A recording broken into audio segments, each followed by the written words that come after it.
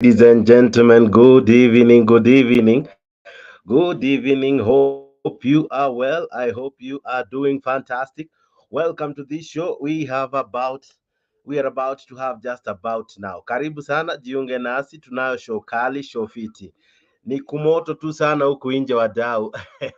Huku nje ni kumoto tu sana. I'm telling you, karibuni sana watu wa USA, karibuni sana watu wa Kenya, karibuni sana Wakenya mnaonitazama, karibuni kwa hii show. Ninao show fiti, show kali, show ambayo ndio tu inaanza sasa hivi, ndio tu tumeanza. Ninao show fiti tu sana, karibuni tu sana. Welcome ladies and gentlemen, I have a great show lined up for you.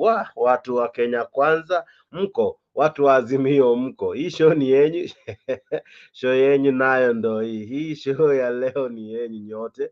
Karibuni sana watu wa Kenya Kwanza. Huku nje mnafanywa ile kitu. Wakenya hawataki jokes. I'm telling you, William Ruto alionyeshwa story kibao kule Meru, na leo bwana Musalia Mudavadi amefanyiwa ile kitu kule Siaya.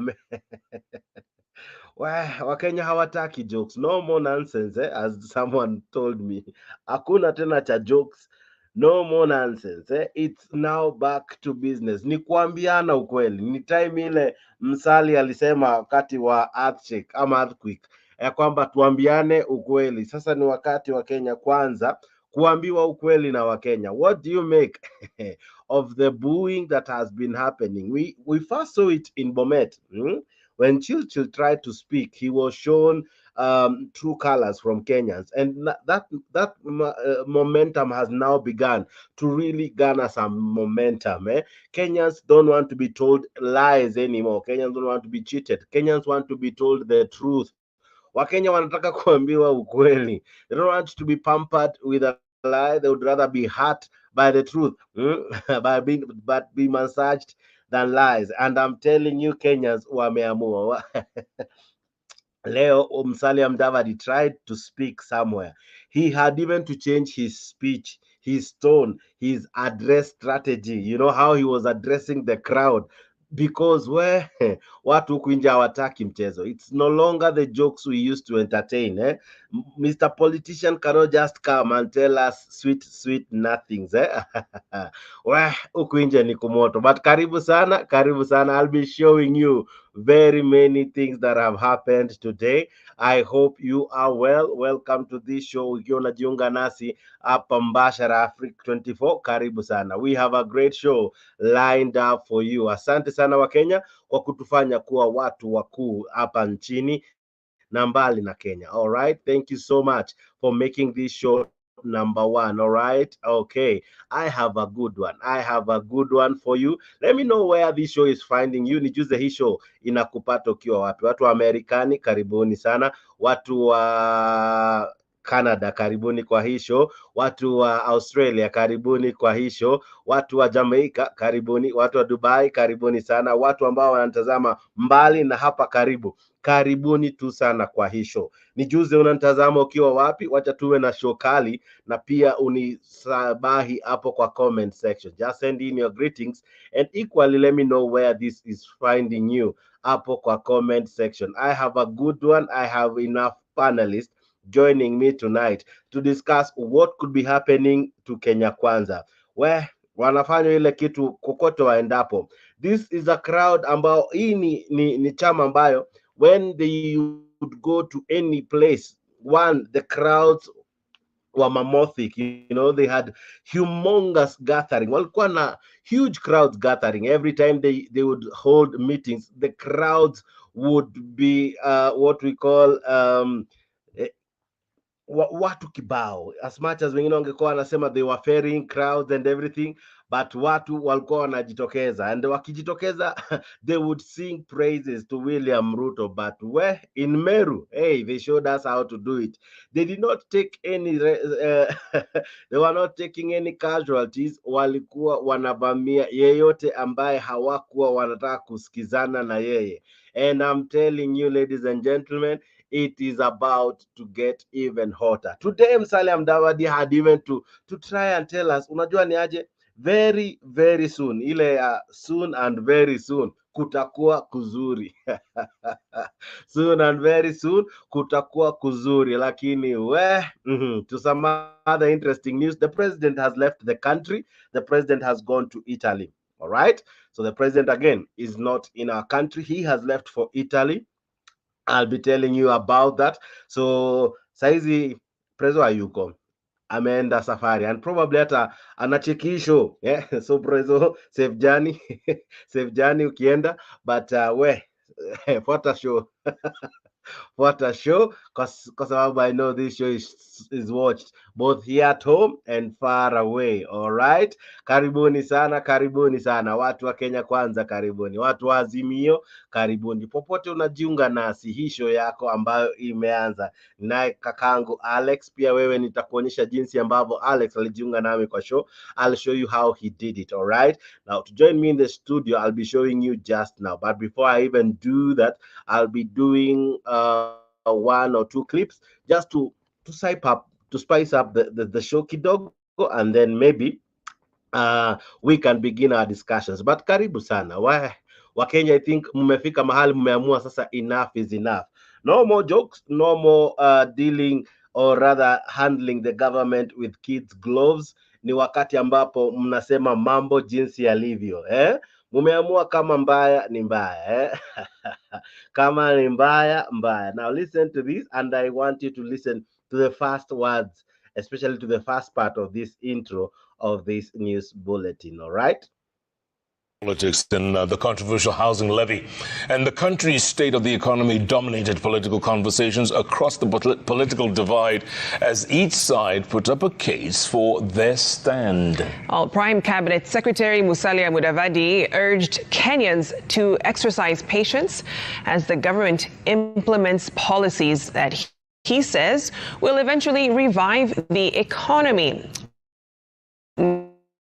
Mudavadi defending the president against criticism over the various policies that have been seen to burden an already overwhelmed population. He spoke even as Safina Party leader Jimmy Wanjigi continued to hit out at the Ruto administration over the housing levy. Chematai Goin reports. With the government remaining under the sharp focus of Kenyans over what are turning out to be unpopular policies and decisions, Prime Cabinet Secretary Musalia Mudavadi came close to being shouted down as he called for patience when he represented the president at a church function in Bondo, Siaya County. There is no walk in the park. Tutaumia, lakini we shall succeed. There is hope at the end of the road. Hiyo sawa sawa. And I like this debate. I like the debate because it means that we are all alive to what is happening. And I can tell you that we are going to work through the difficult times, and you will see the difference. Seemingly reading the mood on the ground, he resorted to pacify the crowd, who in the end was still not convinced. Hivi karibuni, we shall be surprising you with some very important news. All right. Nakwambia iliwaka. I'll be playing you ile yenye unedited. Hii iko edited kidogo, of course, to save face, but kuliwaka. Kulikuwa kumoto bwana. The man had to change the speech. Ilikuwa kubaya. Kulikuwa kunoma sana, Musalia na aliitwa vizuri, aliitwa na jamaa David Owalo, alimuita vizuri sana. Hey, ladies and gentlemen, please be upstanding as we welcome one Mr. Prime Minister, Mr. Prime Cabinet Secretary. Karibu sana mkubwa, mheshimiwa moja. People clapped. And Musalia walked in, akaanza speech vizuri taratibu, all right? Aka explain, we are doing well, la la la, and where no sooner had he begun saying jinsi tunafaa tuumie kidogo lakini kutakuwa kuzuri. Kenyans wakamwambia buda boss, mumekuja muno. Hii historia kuambia tungoje 1 month, 3 years, 2 years, hapana. It's now time mfanye job. Your narrative, at give us time, give us time. It shall be bad for 1 year, it shall be bad for 2 years. He tried your script. Makosa. As our famous DJ would call it. It was it was wrong move that he did today. I'm telling you, Kenyans, Kenyans embarrassed one Musalia Wycliffe. He had to change the story. Una imagine nimeanza show tu hivi mnivamie mpaka ibidi tu ni change vile. But I'm telling you, Wakenya around hawataki jokes. In Meru, they did the same. I'll be showing you what they did in Meru. The president on several occasions had to calm the crowd down because the intensity on the crowd ilikuwa moto sana. In fact, the president had to go to the levels of saying, mimi hii makelele staki, hii makelele ni ya watu wa Azimio. Hii makelele hapana. Hii makelele ni ya watu wa Azimio. And I'm telling you, ustake ona, but zaidi yote, welcome to this show. I have a great conversation about to happen here at Afrique 24. Kindly consider subscribing and making Afrique your #1 channel. All right. Okay. Here we go. I have with me two gentlemen who have already joined me. Now, hapo kwa comment section kuko na link nimekutumia. Hiyo link inakutuma moja kwa moja hadi StreamYard. Ukifika StreamYard unafanya nini? Asha mic, asha camera, andika jina, alafu una click enter. Unakuwa miongoni mwa wale ambao wana participate kwa hii show. Kwa sababu raundi wa Kenya wameamua. Hatutaki jokes No more kubebwa the politicians will not carry us babies. They will not carry us babies any longer because Kenyans have decided, tell us the truth, do you the work that we assigned you to do, leave alone my promises, leave alone we shall do, to tender, to leave all that alone, fanya job. Time is ticking. Mwaka moja imeisha, mwezi wa kwanza wa mwaka wa pili ndio huyo umekatika. We are headed towards the next general election. Azimio wameanza kujipanga, or rather do I say ODM imeanza kujipanga, watu wameanza kujipanga. So the more the government is wasting time, the more wanaanguka makesi huku kotini, the more time inakimbia. Na huku nje bwana ni kumoto. Wakenya hataki jokes. All right, I'll be equally talking about the children, the many children ambao hawajaingia shule. We'll be talking about haki ya kina madada, haki yao. We'll be talking about that just about now, and equally many other things ambazo zimekuwa zikihappen Kenya. So keti in ile show unaka, una pause, una relax, una nice tu, grab a plate of popcorns and nice tunaposonga. All right, okay, I have with me Mr. G, and equally I have with me Bwana Alex. All right, Alex VP. Alex, good morning, good evening, good afternoon. Good afternoon. Hapa ni afternoon. Hapo ni afternoon. Karibu sana kwa show. Welcome. Hope you're well. I'm well and fantastic. All right. What do you make of this seemingly unbecoming reaction by the crowds towards the president and his team? Today it was Musalia Mudavadi. Over the weekend, the president really suffered such wrath from angry processions from the people. You know, Wameru, the Merus and Kisses are like brothers and sisters. And niliona hata Kisi wakati alikuja huko, that time hata Simba aliongea akasema saa ingine hii nice ni kitu mbaya. Lakini let me tell you what has made this happen. It is the rallies that Raila had all over Kenya. Sijui kama ataenda Ukambani ama anaenda Nairobi next. But hizi rallies baba amefanya, especially a coast, was high powered volume, especially the last one at Mombasa. Now people have the courage to criticize impunity poignantly. because you cannot lie to us that you won the election and then you are having such impunity that you don't even know what a government does. These people are busy doing what? They are busy stealing. Because budget yake ni saa hii imeanza, lakini pesa zilipitishwa na Uhuru. Remember Muturi calling us to discuss the finance bill when he was a speaker. So what, you know, people have reached a boiling point. And when you reach a boiling point, there is no return back. Wacha nikuambie saa hii, baba akiita maandamano utaiona ni maandamano hujaiona. Kwa sababu watu wanataka hii maandamano sasa ni watu wa Central kuliko watu wote. Watu wa Central, Kioni amejaribu, Martha Karua amejaribu kuconvince baba, but baba knows what he is doing. So what I make of it is simple, that people are sick, are tired and sick, you know, vis-a-vis uongo ambao inaendelea. So my advice to Ruto is this: you are not reaching 2027. You know, I don't see it. I don't see it, and if it does, because nilisikia Mombasa wakiongea 2027 ndio tutapanga. Hao watu hawajui plan ya baba. Plan ya baba iko very simple. Alipitia nchi mzima, ni Nairobi tu hajaenda.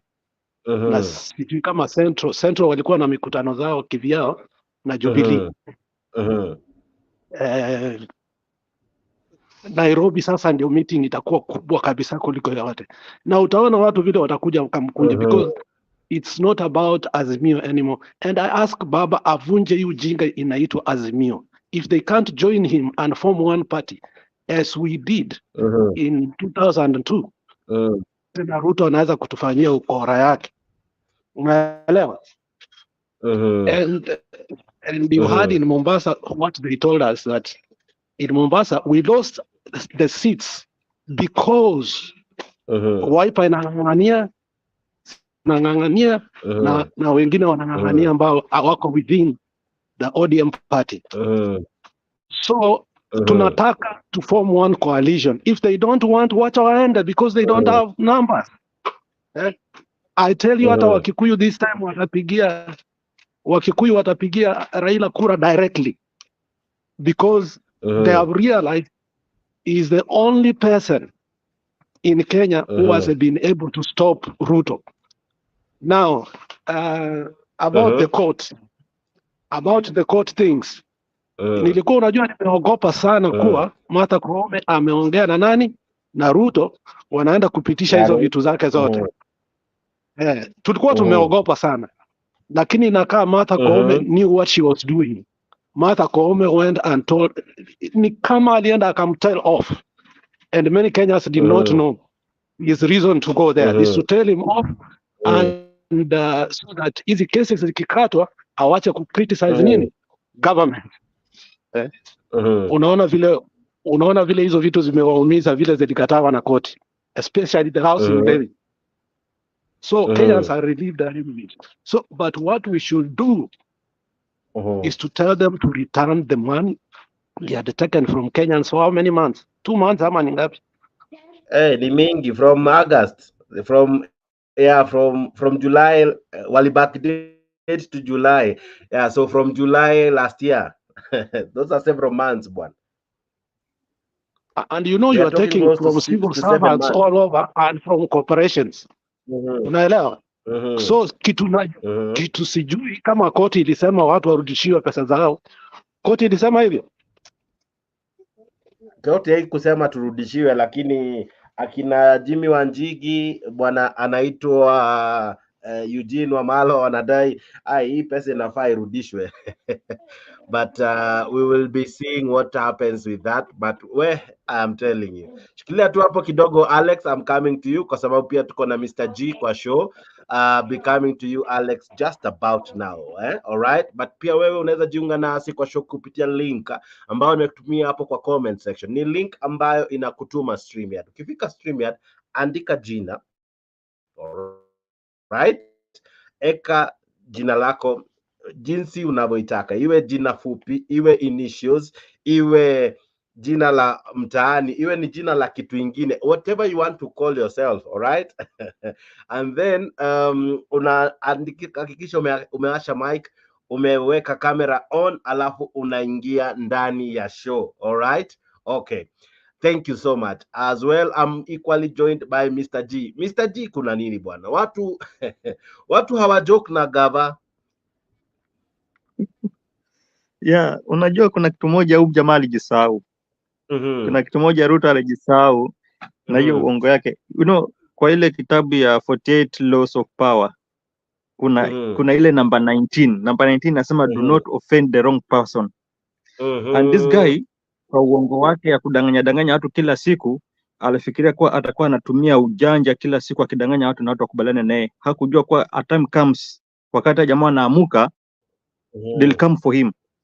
Nani alikuwa anafikiria kuwa in Meru watu wanaweza piga kelele, wanaweza kumheckle in Meru? Nani alikuwa anafikiria kama inaweza fanyika? No one ever imagined.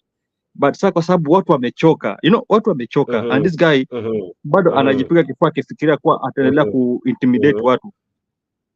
Watu wale wamefikia sasa ni point ambao wanaenda kumtoa wenyewe.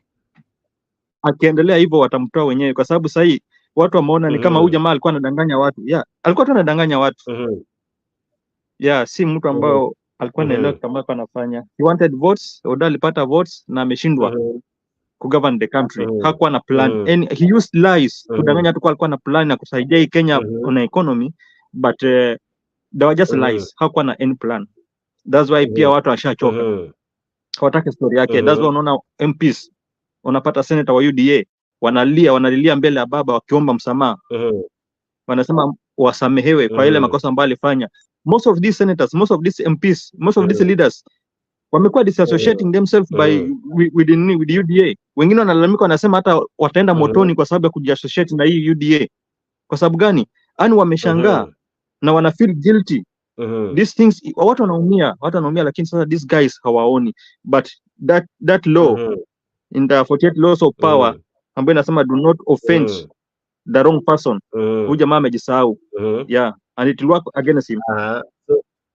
So tayari ameoffend the wrong people na watu wamemuonyesha sisi ni wale tulikuwa kwa ofisi, so kindly don't joke with us, ama vipi? Jex, in our constitution tunaambiwa the supreme power iko kwa kina nani? Supreme power iko kwa kina nani in our constitution? Iko kwa wananchi. So he has just offended a wrong person. Hakujua hiyo. Hako blind.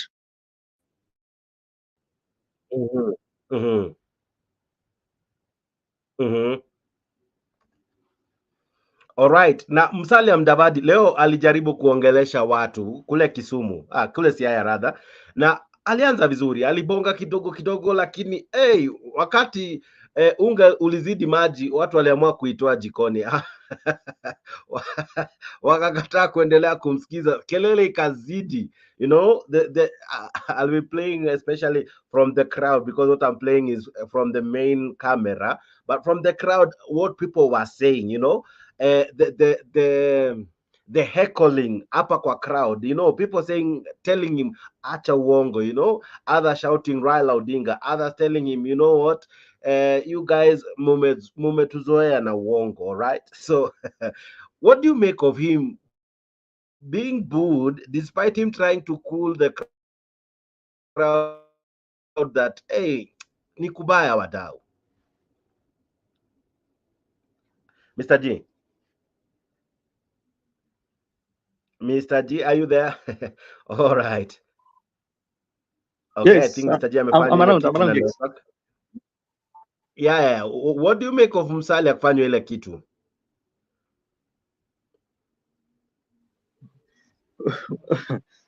this is just what I was saying, Mr. Jex. Unajua Bondo ni kwa kina baba. Yeah, and those people respect baba so much. Sasa hawa jamaa Kenya na realize wale jamaa waweze kubaliana na uongo kwa sababu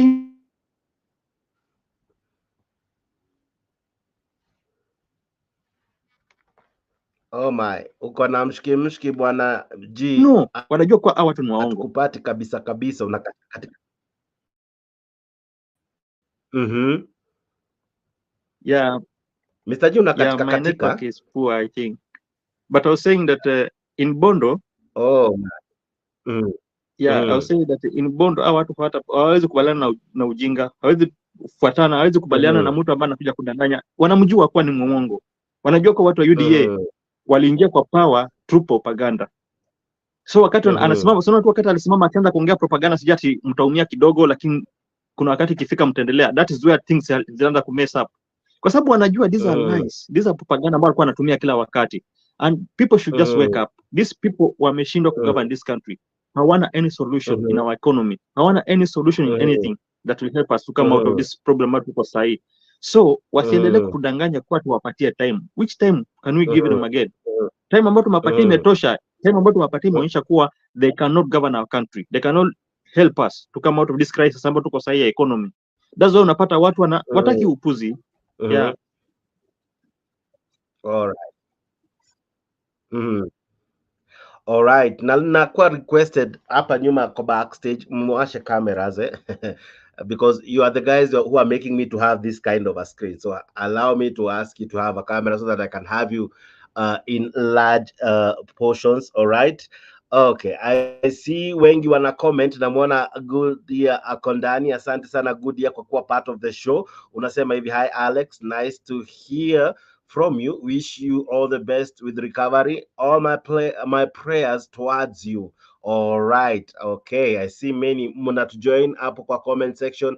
Equally naona wengi mnatutazama. Asante sana. If you're joining us in all our platforms, asante sana. All right. Thank you so much. Let us continue with the conversation. What is happening? What is happening huko nje? Wa Kenya mumeamua aje? Kenyans mumeamua aje? I'm sure right now I'll be joined by Rectship ingia kwa studio, ndio link nimekutumia. Okay, Penya Gaka, what do you make the president kuwa heckled, or people who were with him wamekuwa heckled to the level that the president even had to intervene? All right, what do you make of Musalia leo amekuwa heckled mpaka akashindwa kuongea? He had to change the way he was talking. What do you make of Kenyans now reacting to these politicians? Habari Jex, ni kubaya. It's hard life, ndio watu wanakuwa heckled, lakini ikifika kama at the end of the year, kuanzia next year, hiyo itakuisha, lakini vile maisha yamekuwa ngumu, I mean that will continue. Huko Meru walisema ni huyu Kawira Mwangaza ndio alikuwa na kuwa heckled na sio Ruto, lakini we are not sure of it. So waje tuendelee tu mpaka 2027, alafu vile tunasemaga, I mean like I always tell you, mukishinda mushinde, lakini some of us are wondering why is it today that Mzee Oginga Odinga, Raila Odinga alisema it is okay for the housing to continue, that the courts has refused. So ni kitu ambao it's a debate that is continuing. Na waje niambia Alex kidogo kwa kimombo. Alex, mungi nambu ateka ikagajita kansiria mungi no minto. Lakini ningende kumwaka kwa amini muti wiki hoja.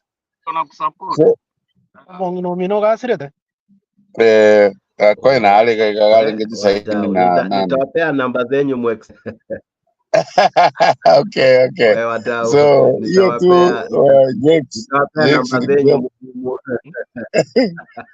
Jakes sasa kusema ya kwamba huyu amekuwa heckled,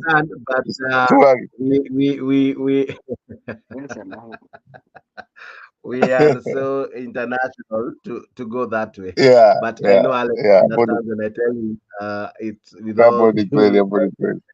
Yeah. All right, all right. And we go on, we go on. Alex, before I come to you, I want you to listen to this clip. It's the audience kwanza wanakuacha But upande stage. Jex, Hmm? before Yes, that clip, yes. before that Mm-hmm. clip, there's something that Nyagaka amesema, ati baba amesema aendelee na nyumba. That is a wrong statement. That is wrong. Hakusema hivyo. Mm-hmm. What did Papa say? Hakuna mali baba amesema kuwa aendelee na hiyo kazi ambayo anafanya. Kwanza in fact ame condemn sana. Baba condemned akasema mambo ya housing at least angeza kukaa na wale watu. Unaona kama Changamwe. Watu wakupewa any notice, watu wakupewa anything, amekuja amebomoa nyumba za watu. Watu wako na familia, wako na watoto wadogo, wako na hajatoa vitu kwa nyumba. Wanabomoa. What baba said ni kuwa huyu mtu at least angekaa na hao watu awaongeleshe kwa kuja bomoa nyumba. Lakini sasa hii mambo ya kuja kubomoa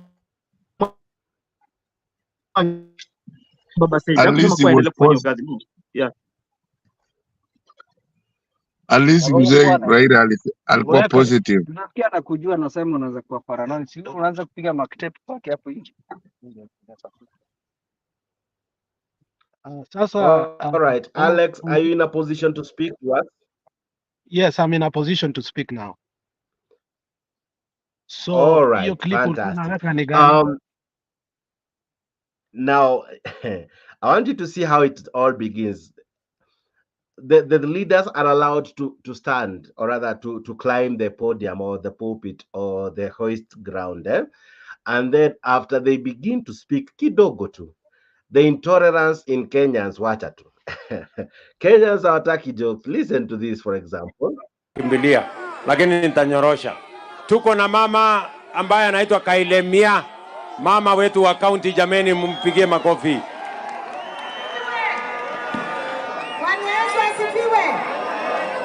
Yangu ni rahisi, ni kukuja kuambia president wetu karibu anga nivo kire ito ndewenu ambovo kire. Haya, nakuja kuambia president akuje. Hapa ni kwetu president, hapa ni kwetu. Hawa watu wa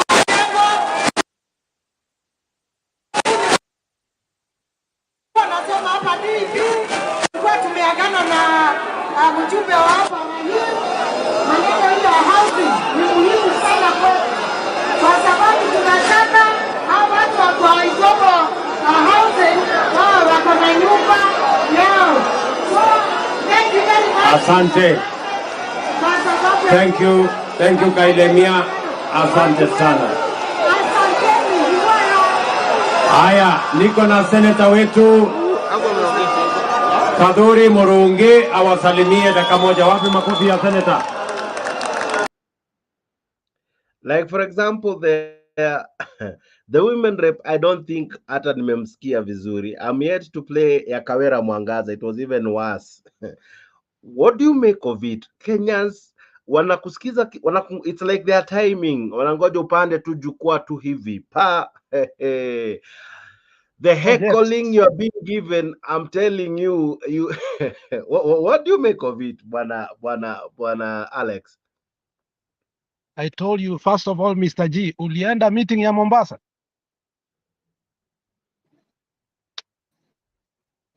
No, sikufaulu kufika pale, nilikuwa nimeshikika. I had an issue with one of our container ambao nilimaliza jana saa 12, so sikufika pale. Sasa wewe ni unatufeli. Aida kama ako hapa, Aida atuambie kama alienda. Unajua sasa hiyo ndio ujinga tuko nayo. Yenye unasema ati hukuenda hiyo meeting. Sasa sisi tulikuwa tunasikiza kutoka hapa live. Unajua meeting ya Mombasa was the best, among the best. Na mimi nilikuambia hivi. Exactly. Na mimi nilikuambia hivi, Mr. G. Mtu anaitwa Abu alihama kwenda UDA before elections. Unakumbuka? Yeah, ulisema nakumbuka. Joho ni kama pia ameingia UDA. So Joho was the only one missing, but governor wa Mombasa alifanya kazi nzuri. Mishi Mboka alifanya kazi nzuri. Kuna huyu mwanamke wa Kwale, ni women rep ama ni MP? There is that woman who was in Kwale who also spoke very well, eloquent, rhetorically, and she convinced me that watu wa Kwale ni mistake ya Azimio ilifanya tukasambaratika hivi. ODM haikupata viti zake zenye walikuwa nazo 12. Na sasa Jex, wacha nikwambie kitu kimoja ambayo Penny Nyagaka may not agree with me. The whole country imekataa Ruto. It is right now, aende, unaona ile njia tulijaribu wakisi tulijaribu kuwa mzuri wakati tulimhost Musocho. Tulimhost vizuri, Simbarati akakuwa mzuri. Baadaye huyo Soro ameenda amepiga watu marisasi, watu wengine walikufa, wengine ni masikio, wengine ni prosthetics wanaenda kuwekewa. So we are living in an era whereby Kenya Kwanza is not only inasumbua like in terms of budget, it is terrorizing our own people. And when you see a people start reacting the way they are reacting, they are doing so because you see, hii maneno for instance, hii maneno ni kuuliza aje, pesa ya housing levy inaenda kurudishwa because we want it back. Hiyo ni pesa walichukua kiholela na hiyo ni haramu. So we want to know, wanarudisha hiyo pesa walimetukata for like 7 months. Kitu cha pili, the other case ilikuwa kwa Supreme Court ilikuwa gani? Sasa huyu anaitwa Gachiedha. Gachiedha alikuwa anataka kupeleka madam mwingine hapo kwa Judicial Service Commission. He chickened out because he knew he's going to lose. So ukiangalia hizi vitu vizuri, hata Wakale wamekataa. They are booing them. Imagine. The booing did not start now. In fact, Wakale ndio walianza. Weka fungu, achana hizo na. Yeah, you're right. Weka Ruto hapo. Weka fungu. Tuweke sisi wapeke yetu fungu. Hata hii maneno unatuwekea hapo Ruto. No, so there's a reason I'm doing this, because you guys make attack watch a camera. Now I want you to listen to this. This is when Kawera Mwangaza tried to speak. She began by greeting people. It wasn't even possible for her to continue. William Ruto had to make some certain remarks, and that's what I want to play just about now. All right.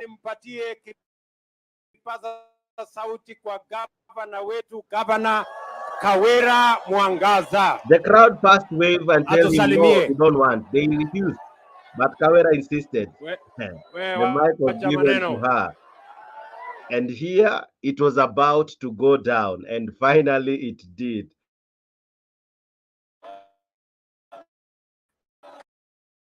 Look at this.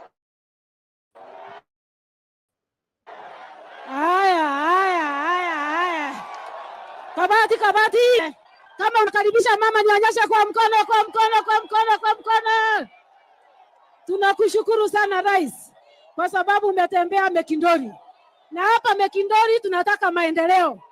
Tumesema siasa mbaya, maisha mbaya. Kabati, kaende. Kama unapenda mama nionyeshe kwa mkono. Asanteni sana, Mungu awabariki. Karibu sana Rais, tena na tena tuna. Asante sana gavana wetu. Haya, nyinyi wangwana, tulizeni maneno. Saa hizi ni saa ya kazi. Hatutaki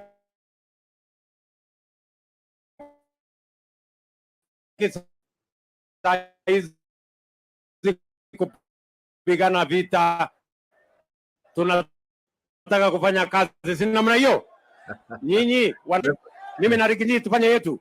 Si nyinyi ndio mthabitisha mtihani? Mtu akizembea kazini sinaenda nyumbani. Basi sasa hakuna haja ya kuharakisha mtu. Nyinyi relax. Si namna hiyo? Kila mtu afanye kazi bwana. ama namna gani? Mimi nataka niwaulize watu wa Meru, siasa hatutaki ya vita, tunataka siasa ya maendeleo. Hatutaki siasa ya ugomvi, tunataka siasa ya kuunganisha. Hatutaki kutenganisha watu Meru hii. Na mimi nataka niwaambie vijana, nataka mnisikie, nataka mnisikize, hatutaki fujo. Naelewana? Fujo ni ya watu wa kitendawili. Fujo ni ya watu wa Azimio. So, I don't know. It was interesting because this is ODM stronghold, not ODM, sorry, Kenya Kwanza stronghold. This is a place Kenya Kwanza really got massive votes. In any case, this is a place that William Ruto had almost a clean sweep on MPs and everyone else. Maybe to become a governor, but he really had serious numbers when it comes to the votes that he garnered here. But Mr. G, it began so well. You know, me, I'm looking at the crowd. I'm not even into the leaders, what they're doing. I love how the crowds first allow, and when they don't want it even to happen, they wave no. They insist we don't want. But if the person insists, they give him no peace at all. What do you make of such behavior? Is it a way Kenyans are now saying, you know what? If you won't listen to us, we will not listen to you.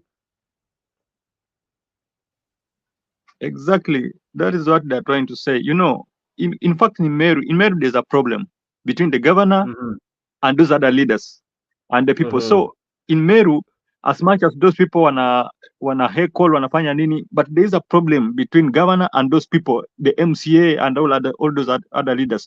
There's something about Alex alikuwa anasema ukamkata. Sijui kama amemaliza what he was saying. Because ni kama bado anaongea ukamkata katikati. Sijui kama amemaliza.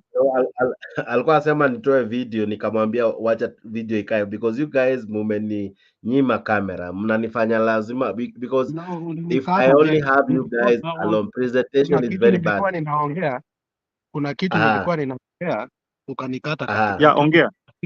Okay. Alex ongea alafu niongee. Yeah, so kitu nilikuwa nasema Dex. Hali imefika saa hii na meetings zenye Raila alifanya zenye alifanya, unajua vile alianza kutoka Siaya, alianzia huko, you know, hapo ndio kwake, lazima angeanzia huko.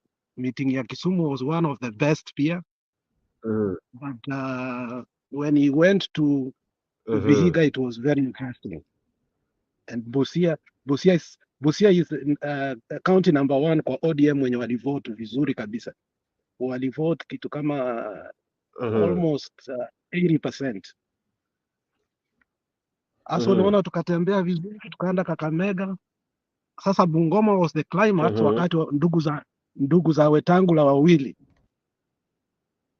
Sasa wame decide kuingia ODM.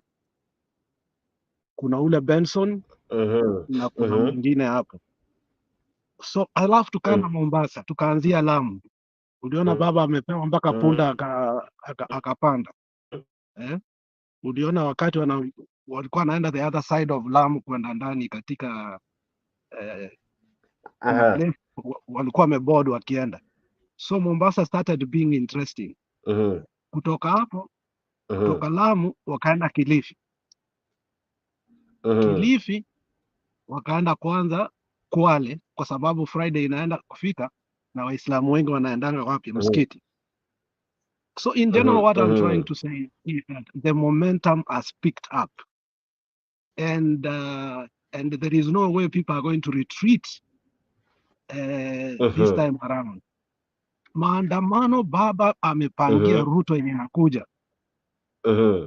Italeta shida sana. Na Ruto akijaribu takwambia hata watu watakuwa na bunduki zake.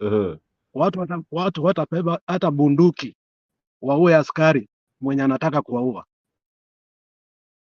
You know, wakati unafanya illegality in a country, everything you're doing is illegal. There's nothing legal you are doing. Kutoka kukata watu pesa, kuongeza ushuru for no apparent reason, VAT kutoka 8% to 16%. I mean, I asked the other day my brother-in-law. He's the legal advisor in the Ministry of Lands. Nikamuuliza, how much do you get cut? Because hao ni wale watu wenye wako salary yao iko juu kabisa. Akaniambia, Alex, you know me, I earn like a minister because I'm a legal advisor in the Ministry of Land. Akaniambia wanamkata 125,000 kutoka hii sijui NHIF mpya. Sasa 125, you are earning 400,000. You are living in Karen. Ameniambia mpaka anataka kuhama kutoka Karen aende Kitengela. So huyu ni jamaa ameharibu the country totally and completely. And that is why nakwambia maandamano ambayo inakuja itakuwa mbaya sana. Na Ruto asiposikiza wananchi, it's going to be very worse. So hapo ndio namalizia, wacha G aendelee. Now G, hizi stories za heckling hazikuwa tu Meru.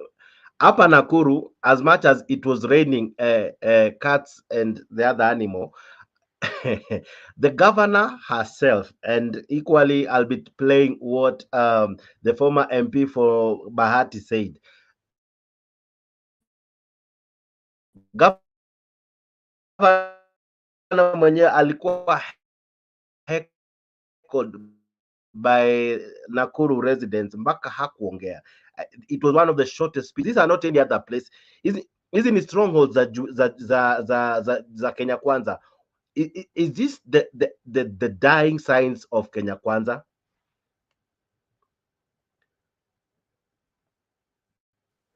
Mr. G? Yeah, you know, Jex, before I answer that, there's something ebu highlight ile kitu ambao nani ameandika Goody comment ya mwisho kabisa, the last comment ambao Goody ameweka. Just highlight it, nataka kuisoma. And highlight tu yeah. Concerning that comment ambao Goody amesema, I want to tell Goody that Baba is not the one to solve the cost of living ambayo iko high. Is not Baba to solve it. Baba angesolve angekuwa kama president, because president has all mechanism ya kufanya country iwe na better cost of living. But kwa sahi sasa Goody akiwa analaumu Baba ati Baba asaidie kwa cost of living, no, Baba hausiani kabisa na cost of living. Baba is making his house in order. He's just putting his house in order, kwa sababu si yeye ambaye anafanya cost of living. Cost of living should be inafaa iwe dealt with na the president and the government, the current government, not opposition. So to blame Baba upande wa cost of living, Baba is making his house in order, and that is very right. Na ako right kabisa kufanya kitu ambacho anafanya. Okay, coming to what you are talking, to coming to what you asked Mr. Jex. Sahi watu wamechoka. Look at this.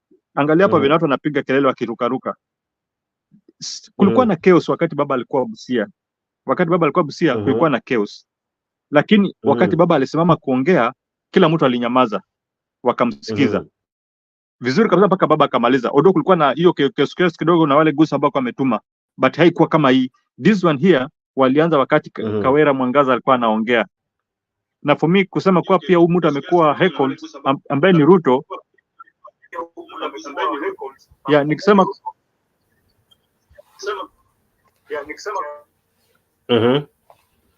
Go on. Yeah, nikisema ni Ruto amekuwa heckled. Tunapata wakati Ruto anaendelea kuongea ndio watu wanaendelea kuendelea na ile, yani wanakuwa psych more when alikuwa, yani sasa psych inapanda, mori inapanda, wanapiga kelele sana. Kumaanisha watu wamechoka na lies. As much as pia leadership iko mbaya kule Meru, but lies pia za huyu mtu pia zimechokesha watu. Cost of living imeumiza watu wengi. Watu wamefunga mabusiness zao. Watu wanapitia hali ngumu, watoto hawaendi shuleni. Pesa haiko mfukoni. And this is the guy ambaye danganya watu akisema kwa akiingia kwa kiti kukalia kiti pesa itakuwa mfukoni. Hakuna mtu ako na pesa mfukoni sahi. Kila mtu ako ana struggle kupata pesa. So the same way unakumbuka there's a tweet ambao nani alimake the former MP of Nandi.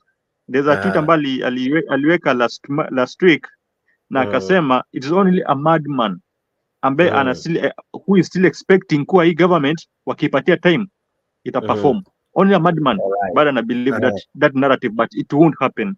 This government may fail na haina any strategy ya kutusaidia come out of this mess ambao tuko ndani. So hii gava haiwezi make ama nini, because they are really trying. Na Musalia Mudavadi haiwezi make. Tutakuwa na announcement. Kenyans wangojea wewe hauni bene president amekuwa frustrated. Hai.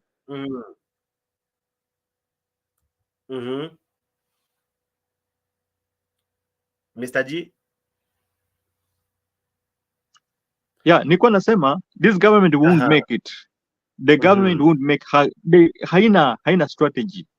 Hawana Kuna advice wamepewa na MP wa Bahati. Anawaambia endapo mtaendelea hivi, hata UDA msijaribu kuileta Nakuru. For example, hiyo ni Nakuru tu. And I can tell you for free, Nakuru has 11 constituencies and all of them are UDA. Only one. Exactly. Sorry. Only two. We only have two that that is Bahati, which is Jubilee, and Nakuru West for Arama. The others are UDA. So what do you make of that kind of shift? It's only 1 year. Now, the ground has shifted to the level that Mbaka, former leaders who were in UDA, in fact, Kimani Gonjiri is a very senior person in UDA. How comes wanamwambia sasa the president peupe, ukicheza hata ukijaribu kuja na UDA utaona moto? What do you make of such sentiments coming from one Kimani Gonjiri? But Gunjiri alitoka UDA. Gunjiri yuko tu kwa kujina because he was inside, he was in the inner circle ya Ruto. Alikuwa kwa inner circle ya Ruto. He's still in UDA kwa sababu ile jina, but the guy ile akili yake hata haiko pale. Akili yake haiko pale. Huyu jamaa alishajiondoa, ako kando kabisa. Is the same guy ambaye amesema kuwa UDA ikipelekwa pale hata watu watachomwa. See, he's the same guy ambaye amesema hivyo. Yeah. He's the same guy. Yeah, he's the same guy ambaye amesema hivyo. So, wewe niambia wewe uko inside UDA alafu unaongea vitambu jamaa anaongea hivi. Huyu mtu ameona kuwa hapa moyo wake hata haiko hapa. That's why alikuwa anaambia watu wa Nakuru kuwa saidi the solution iko tu kwa Mungu. Waombe tu Mungu lakini si government. Waombe Mungu na Mungu ataweza kuwasaidia. Naona Julia amekuja. Julia Konda. Julia amejaja. Karibu sana Julia. I hope you are well and equally joining us. Alex anakuja and many equally are watching. Asante sana kwa kuwa part of this show. We are doing it live here at Afrique 24. Sorry, I had to switch channels so as niwe clear in one, all right? But asante sana kwa make time kuwa part of this show. Ninaona wengi wana comment na wana participate kwa hii show. Julia, good morning, good evening, whatever time it is, but habari ya leo? Mzuri Jake, good. I'm good Jake. Habari ya leo? Niko salama, umepotea wewe? Niko ni vile tu issue yenyu saa zingine ni kama ikuji ama I don't know. Ama unatufuata from Africa? Are you surprised? Yes, I don't see it in Africa. No, we have been there. Maybe probably hit notification ndio tukiingia tu hivi inakutumia, but I think I've been sending you, but tutaongea hapo nyuma ya tent baadaye. But anyway, karibu sana. Asante nashukuru. Naona Mr. G yako. Sijui Mr. G anasema Ngujiri amehama, ametoka UD ama ameenda wapi? No, Ngujiri yuko lakini sasa ile akili yake haiko pale. Yana anatrust sai Mungu na anaweza saidia Kenya, si Ruto tena. Sai ni Mungu anaweza saidia Kenya peke yake. Na si juzi tu alitutukana na you remember vile alitutukana juzi tu. It's not even 1 year. No, achana maneno ya 1 year ago. Ngujiri spoke very well. Kwanza Julia, habari yako? Mzuri Alex, good to see you. Yeah, thank you Julia. Sasa Ngujiri uliposikia leo amemwambia vizuri sana Ruto kuwa hii maneno unafanya huwezi fika 2027. Na alimwambia na upole ingine mzuri sana, sio ule Ngujiri mwenye anapenda kugombana. Na pia aliambia Kihika ukweli kabisa. Kihika anaibaiba mashamba, sasa ameiba mashamba nyingi sana nasikia Nakuru. So he was also amekuwa mtu wa kutetea watu. So if you know, let's not criminalize association. If watu wa UDA wamekubali, wamefika kwetu. Let us receive them. Azimio, let us receive them, because mimi Julia, watu niko nao shida ni watu wa Central. Si baba anakuja lini Central? Bila alitoka Mombasa anakuja lini Central? Sijui. I think I need to find out. I don't know. So ukipatana na watu kama Munjiri wakiamua kuja, uliona hata Mudavadi vile amepigwa kelele pale. Actually, Julia, I wanted to ask you, what do you make of this heckling? What is happening? Because this heckling is now becoming is it the new way of protesting? Is it the new way of maandamano? We saw it in Nakuru. We have seen it in Meru. Today, Musalia Mudavadi could not even finish his speech properly because wananchi wamefika mahali, they are not taking any casualties. Wanakuambia hapo hapo, ukiwa tu hapo. They are not sparing you. Yeah, mi nasikia kwanza pale pale kwa Mudavadi au vijana si ati ni wale wanapangwa. They were just fed up with what he was saying. Walikuwa na mjibu. Naona sijui kama nyinyi watu, me have been in the classroom. Uko na situation watoto wanakujibu, yani unaongea watu wanakujibu. It's very annoying. And very disrespectful. That is what Mudavadi alipata. Pale Meru I think first kulikuwa na showdown ya Linturi na Kawira Mwangaza na I think Linturi alipanga wao vijana wakuja wa shut down Kawira Mwangaza, lakini sasa mimi nashangaa Linturi ako pande gani? Ako pande ya Ruto ama ako pande gani? Now but now the overall thing that happened kwamba Ruto was embarrassed. Unaona aliendelea kuambia nyamazeni, they were still shouting back. Hiyo inaonyesha na unajua Julia, yes. Unajua there's something, wewe ni mwalimu, there's something called class control. Like when you are in front there is a way you can behave until people listen to you. Mtu alianza kujibiani, nyinyi wangwana mnasikia? Sisi sio watu wa fujo. Sisi watu wa fujo ni watu wa Azimio. Na kitendawili. Unajua hiyo kitu ilikasirisha watu. Na wameona vile huyu mzee ametetea watu Kenya. Kama sio yeye sahi Ruto angetoa ametuangamiza. Kwanza yeye ndiye alipeleka hiyo case. Ila alipeleka hiyo case kotini ya housing levy, tukafikiria alikuwa mjinga. Na ile wakati Koome alimit Ruto, tulikuwa na uoga sana kuwa hizi kesi zinaenda kupita zote. But it looks like alienda kukatasha Ruto, akamwambia hii kitu inaenda kupitishwa hivi. Na tumeshaamua usipigie jaji wangu kelele. Yeah, ni kama Alex, ni kweli ni kama Koome is giving us some surprises. Koome ni kama ana surprise kwamba amegundua kwamba where the country is na I think she's like making up her mind kama ni mbaya. Lakini pale kwa pale Meru, what Alex is saying, if I go to the classroom nipate wanafunzi wanagombana, I expect at least mimi waniheshimu hata kama sijui wanagombania nini, at least waniheshimu waache kwanza watulie by my presence, watulie waone how I sort it out. What were the boys doing? Shouting back, yelling. Hiyo walimuonesha disrespect sana, and they no longer care what Ruto will do or say. And then Ruto naye kama mliona hiyo body language yake na his mood, ako depressed to the end. Mr. G hapa, sijui kama Mr. G amesema huyu jamaa amesukumwa, and today I was thinking Ruto may collapse anytime hata in public.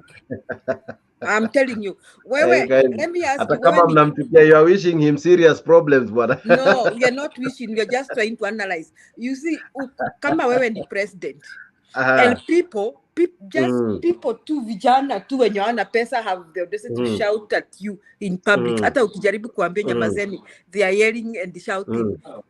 Whoever had paid them, whether it's in Linturi ama Kawira Mwangaza, the fact that Ruto alisimama kuongea, they should have shown some respect to him, wanyamaze. Lakini hiyo saa hawakuwa nayo.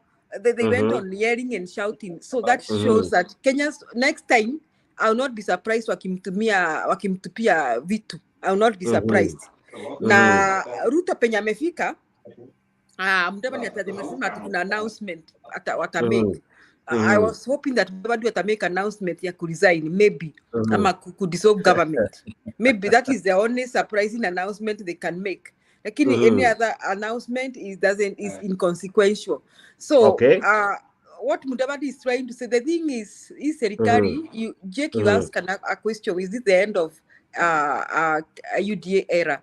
UDA is coming to the end on its own. Is destroying itself. Now look at the way the economy is. Watoto leo nimeona over 130,000 children cannot be accounted for when you alifanya KCP.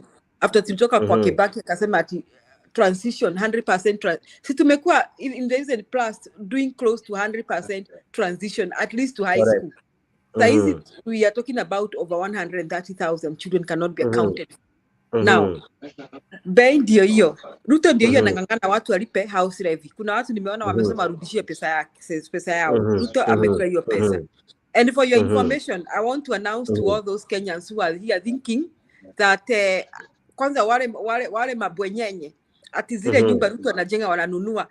Hizo nyumba watanyang'anywa na serikali inayokuja. And they will not pay them a single coin. And those houses will go at a loss, ama waste, ama itakuwa someone was telling us about China, ghost cities. Itakuwa kama ghost cities zenye ziko China. That one may happen. But I want to tell you, those who are grabbing those houses and buying, they will go at so much loss. I also want to tell those who are the contractors who are building.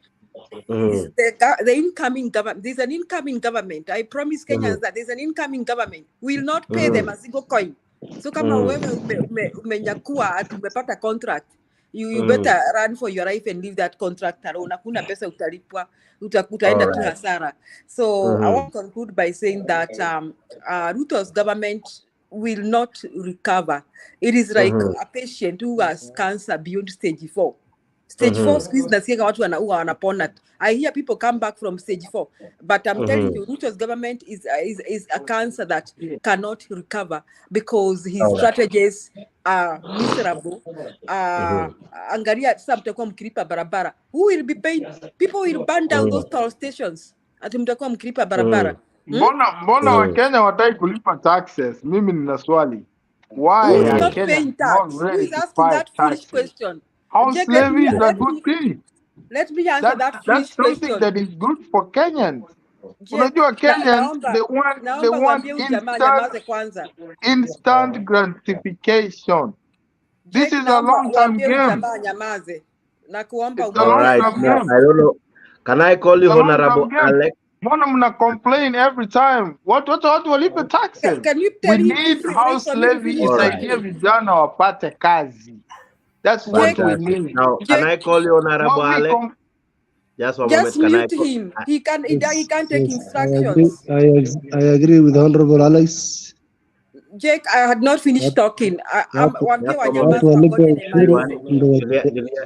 Just a moment.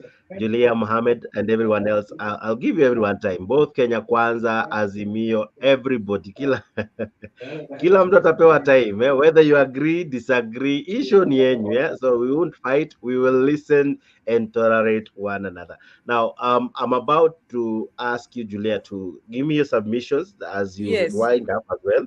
And then I'll have Guru and Mohammed coming up. I don't know this guy because an operate come Alex is not Alex. So I don't want to call him so, but I'm sure Alex is behind him. He'll be joining me just now. Yes, Julia. Let me wind up and ask them not to interrupt the conversation. Mpaka mtu apatie nafasi yake. Then kama kuna swali watauliza tutawajibu. Now, because he has talked about taxes, Jake allowed me to talk about that. Kenyans pay taxes. There is income tax, there is VAT. Ruto siya mwenye ameseparate tax. We have been paying tax 6 times immemorial. What we don't want is those foolish levies that are being brought. Kama ati kulipa barabara, toll. What if you're in America, you paying toll, Alex? Alex, niambie ni wapi ulipa barabara kwa barabara? You tell those who think they're in America. Come on. So this government, Kenya Kwanza government, is on a free fall. Period. Asante. All right. Allow me leo kidogo tu Bwana Guru, I know you'll understand. If I skip you kidogo tu, I'll be coming to you just now. Allow me to invite this new person. I've never had him before. So wacha tukaribishe mgeni, but I'll be coming to you Bwana Guru immediately after I'm through with Bwana Mohammed. All right. Wewe ni mzalendo kamili, I'm sure. But I really respect you, sir. And I respect the fact that you are heavily loaded na substance zenye nataka kuuliza after Mr. Mohammed. Mr. Mohammed, how are you? Yes, I'm fine. Yes, So that I'm glad I've met you for the first time, and equally karibu kwa show. What do you make of all that is happening? All this heckling, both the President Musalia and other Kenya Kwanza leaders have received. Of course, I think during this weekend and last week, and sometimes now imezidi. What do you make of it? What are Kenyans saying? and I agree with the Honorable Alice. Let us give the government time, then we'll be okay. And then ushuru, kulipa ushuru ndio very important. Watu walipe ushuru. And then time bado, according to my opinion, time will come. Yeah. Kwa nini watu wamekasirika? Shida iko wapi? Watu hasira zinatoka wapi? Why are people like this? Hasira, I think just before Mburu comes in. Yeah, just Mboro is not in. Mohammed is the one is in. Yes, Mohammed. sorry for that. Yes, Mohammed. Mbona watu wako na hasira hivi? Hasira za nini? Hawataki viongozi waongee, wanawakemea. Hasira za nini? Hasira in terms of politics, I think, according to my opinion. So, and I think it will be okay. Let us give the government time, then it will be fine. Yeah. So it has nothing to do with the president, with Kenya Kwanza. It's purely politics. I think it's about politics because the president alianza kazi sahi. Alianza kazi sahi. So by the time tukifika the end of 2025, everything it will be okay. Yeah. All right. And maybe because you are the right person to ask this question, what's the fight in SUPKEM, in the leadership there? What is it all about? What is that? The fight in Muslim leadership. The Muslim leadership is see, we are supporting our president. We have our own. No. It's not about problem. that one, but I'll explain later. There is a challenge between who is the head of is it Imam or what? I think something like that. I don't know those hierarchies. That's why maybe I thought you knew about it. I'll be asking you when I get the facts correct with me, but I think there is a fight there. Bwana Guru, how are you? Jex, just a second before Guru comes in. Just a second. Yes. Yeah, there's somebody accusing me there kwa comment section. Anasema kuwa siku hata kwa maandamano, siko kwa meeting gani. In maandamano anafaa ajue nilikuwa kwa maandamano na tulipigwa hata tear gas. Aache propaganda. Guru go no. Endelea. Sawa.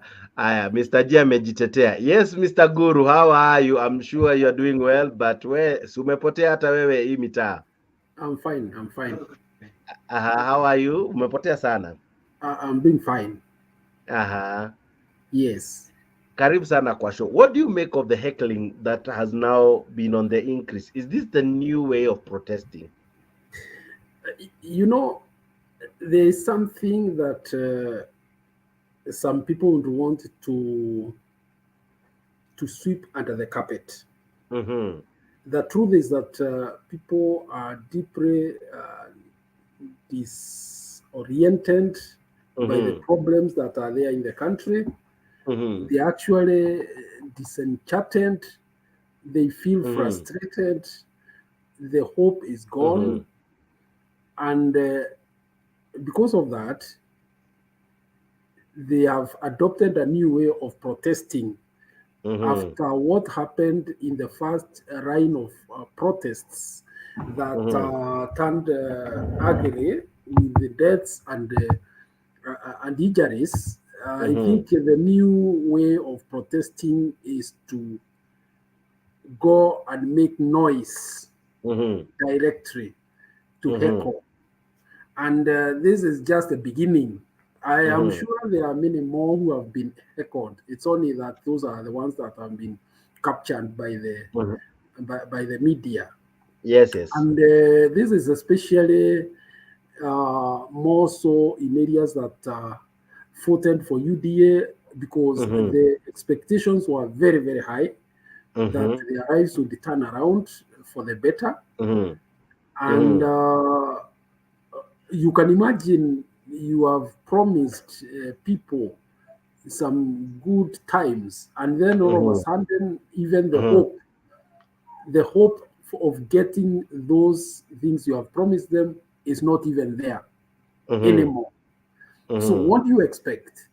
I have maintained that going forward, and particularly after the mid this year, things will get even more tough for leadership, especially in Mount Kenya region and generally across the country.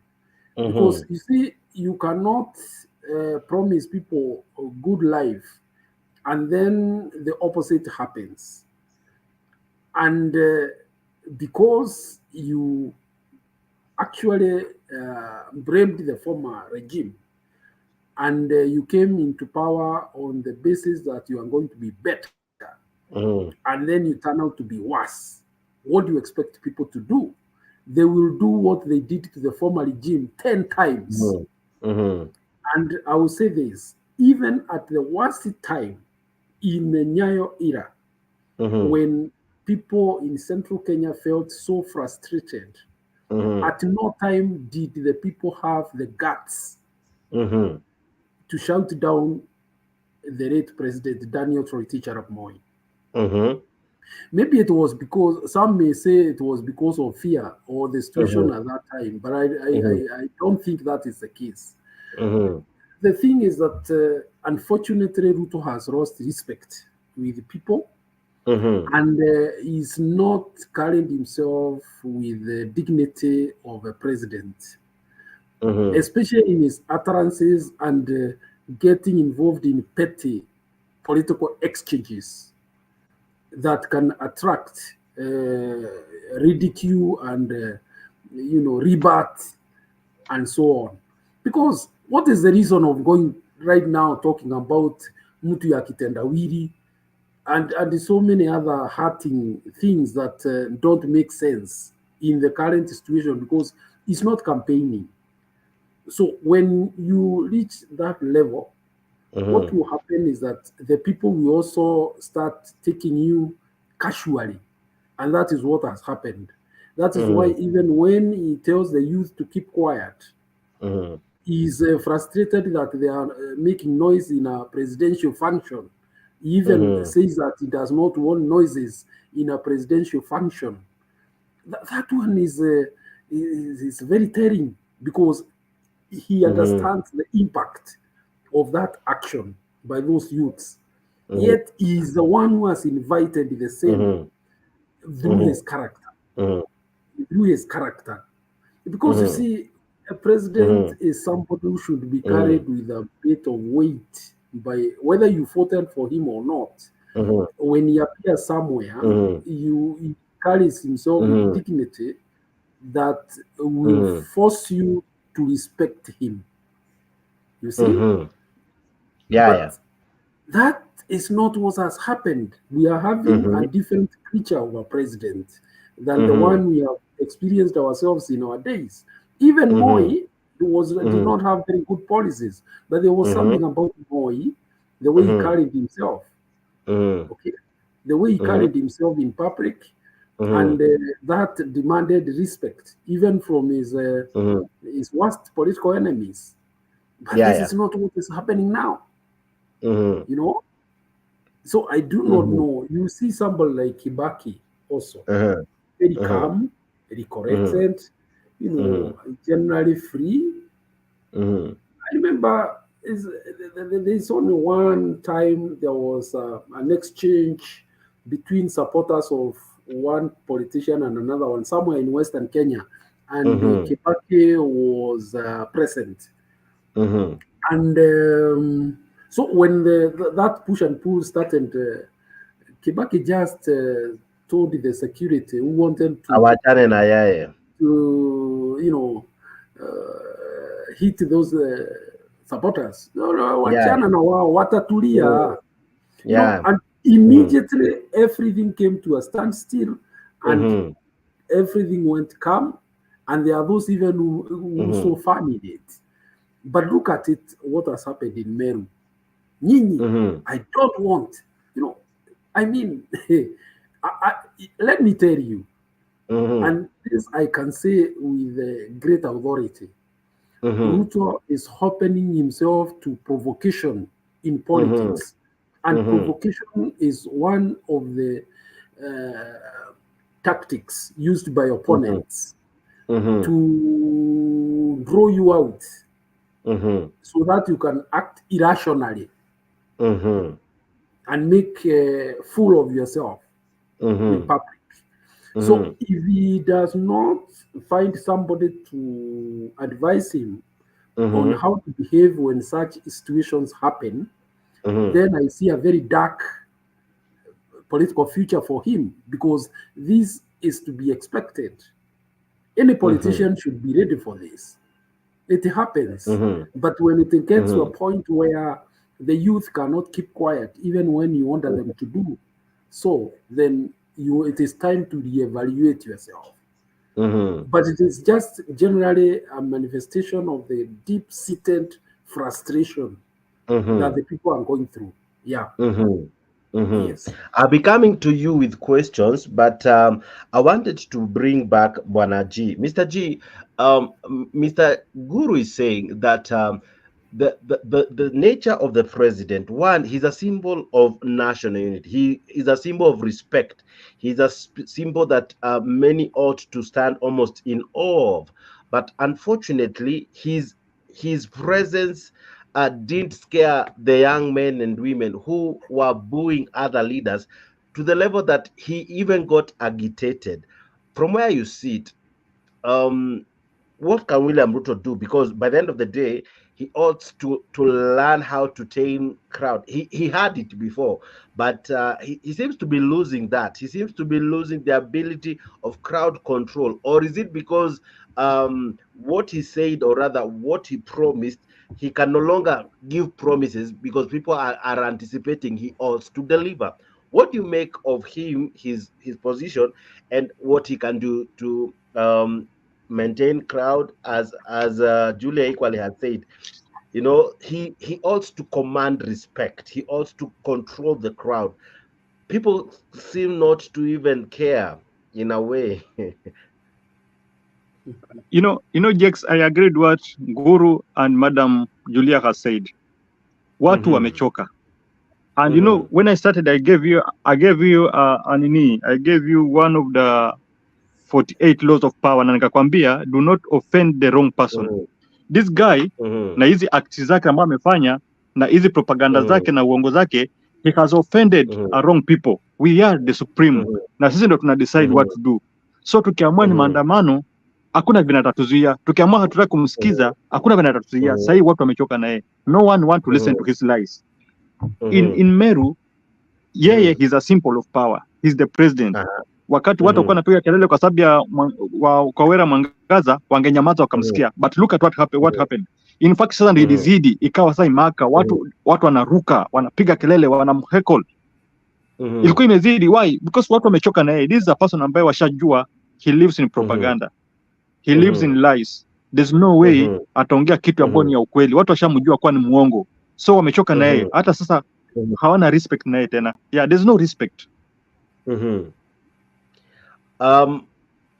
Julia, if I come back to you, Musalia Mudavadi equally has a senior position, but even that as well didn't kind of bring fear to anyone.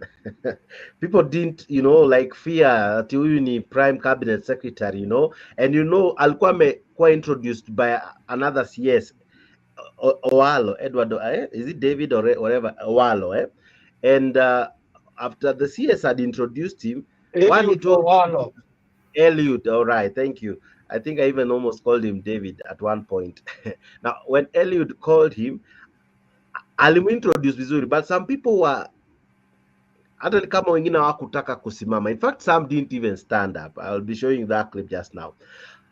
And then when he began to speak, the boos, the jeers zikaanza kuincrease mpaka ikafika mahali he had to change the trajectory he was taking.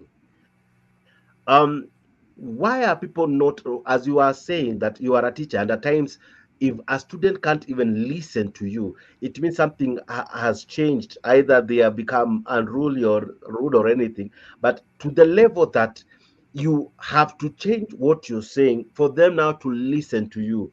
Is it the messaging that was wrong? What did Musalia do that ought not to be repeated again? Jake, it is not even what Musalia did, it is what he's saying no longer makes sense to Kenyans. Unajua alianza kusema ati kwamba ati mnajua niliwaambia kulikuwa serikali ilikuwa na madeni, all those those things Kenyans have had, and they are now tired of hearing that. And I mean, they didn't expect anything to him, and they have no respect for him and his government. And I mean, they seriously have no respect for him and his government. I mean, and I think Kenyans are not going to take this anymore. Like Nguru has said, to go more next time. Like I said, some people will throw some stuff to Ruto. Wewe kumbuka, unaona pale Nyahururu watu wa mama walikuwa wanapita Ruto akiongea, uko na hiyo, unakumbuka hiyo clip? Yeah. Wanaenda kwa mama amefunga shuka anarudi. I mean, they no longer have, so it's not even the Musalia, the person they didn't like. It is just what he represents, and the government he represents. Like they are tired and fed up of hearing the lies. So I am seeing our situation for this government. They may not have a chance. Kuna watu watalimwa mawe if they dare. Penye Ngojiri amesema it will be very hard. In fact, I'm wondering whether it will, if elections are held today, whether kama kuna mtu anaweza kuwa na gas na kusimama na Kenya Kwanza anywhere in the country, maybe in Nandi. I don't know. Nandis have refused. Nandis have refused the Nandi governor. They have refused the Murkomen. They have refused. Kuna watu huko, Chirichiri alikuwa booed huko the other day. Even the Nandis are sick of that. Let me tell you, you cannot increase the cost of living in the manner this guy just increased, abruptly, immorally, illegal way.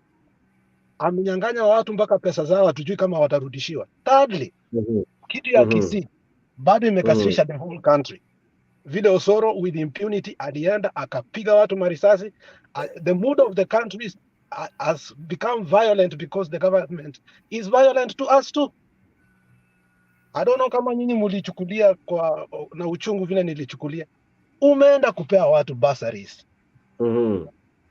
Alafu all of a sudden barabara inafungwa. Gari 4 zinakuja. Watu wanatoka ndani. Do you know how many people are in the hospital? We have 36 people in the hospital. Na Osoro bado hajashikwa. Nani alipiga tu MCA tu kofi moja akapelekwa ndani? Selasia. Peter Selasia. Kofi moja peke yake akapelekwa kotini akalala huko sijui siku 2. This government has started terrorism with its own people. And right now, if the elections were held in Kisii, hakuna kura hata moja Ruto atapata. Sijui kama uliona kwa matanga ya Muita vile Simbarati spoke passionately and akauliza Ruto, nimefanyia serikali yako nini? We have groups za Kisii, tuko hapa, tuko na Kenya. If you know how much condemnation, even the people who voted for him, they have rebuked him. Because Simba is one of the most, in fact, if Baba was to die today, the only person who can take ODM and be able to lead it is Simbarat. Because Joe has chickened out. Joe has chickened out. So what I'm saying, Julia, it is not only about the cost of living. These people have impunity of the highest order. And it's intentional. Huyo ni nani alituma Osoro? Osoro hakujituma peke yake. Sasa kuna mama ako na prosthetic kwa sababu alivunjwa. Kuna mama alikuwa huko na mimba. Pia yeye akachapa risasi kwa matako. She has to go to the hospital. She has to go to the hospital so that he can do what? Akaa huko mpaka time yake ya kuzaa ifike 3 months. Kuna watoto walikuwa wadogo kabisa, less than 2 years. Hata hao waligongwa risasi. So hiyo kitu pia imefanya mood of the country to go in a wrong way. Osoro should be arrested so that we can know that what he did was wrong. You can't allow people to just come and start shooting people anyhowly just because they are whips. And then the country inaenda vibaya. Yeah, so that's what I wanted to tell Julia, that Kisiland and Luo ulisikia vile Eddie Okecha aliongea. In America there's blue states na red states. Tulikula kiapo. Tukasema if Osoro is not going to be arrested, if he continues his impunity like that, and then the president does not take him in, he killed 2 people. That's all I wanted to say. All right. Now, Guru, I want to come to you. And before I come to you, kuna ujamaa wa Coffee, eh? Ujamaa wa Coffee, as much as alipigana Coffee, kuna statement alisema jana. And hiyo ndio na project hapo kwa screen tu saizi. This is what he said. The President, William Ruto, neglected his duties when he was the deputy president to Uhuru Kenyatta. Today, he has neglected his duties as the president, and he is back on campaign trail. Kama hayuko kwa ndege, ako kwa roof ya gari asking some obvious questions. Mnataka niwape vijana kazi? That is what bwana jamaa wa Coffee Peter Silasia, mbunge wa Mumias East, alikuwa anauliza. That when he was the DP, he was all over. In fact, he was coined the name Tanga Tanga kwa sababu of moving all over. All right. Now they are now asked. This is what the MP said after him stopping being a Tanga Tanga DP. Now he's a president, and this is what he said, that he has neglected his duties as the president. He is back on campaign trail. Kama hayuko kwa ndege, like when ameenda saizi ameenda Italy, hayuko ashaenda Italy. Ako kwa roof ya gari asking obvious questions. Mnataka niwape vijana kazi? What do you make of such? I know it sounds funny, but in it lies very serious arguments. The president already, others would argue, on a campaign trail, because some of the projects don't need him to address mammoth crowds. All right, doesn't need him to. Some of these things he can even delegate. An MP can launch some of the projects. An MCA can launch some of the projects. He doesn't need to drive all the way, to fly all the way. But Silasia is arguing that he's on a campaign trail. What do you make of these sentiments, Bwana Guru? Yes, I think that is what it is. What Silasia is saying is what Kenyans have started discussing. That you remember there was a talk that was going on before the last general elections, that this is the man who was driving the government of Kenya, especially in the first term, as his boss was impiping some whiskey. So They even said that in the second term, some things did not go well because he left the government, and therefore things were not going well. But it is now exposed that, in fact, there are people who have started arguing that it's now very clear that it was an impediment to the government of Uhuru. He's the person who caused things to go the wrong way. Because, unlike what was held there before, that he was the driver of whatever good that Jubilee government brought. Now it's turning out that people are seeing things differently. Some are even starting to say it is possible that some of the failings of the Jubilee government can directly be assigned to him. So Salasia is just saying what the want out there is. Because you can imagine people even saying afadhali yule mrevi kuliko huyu nabii. You know? So you can see people you know, coming to terms with a new reality that this is a person they thought they knew, but they did not know. Now is when they are knowing his true character. And in the negative way, so much so that the youth have lost respect for him.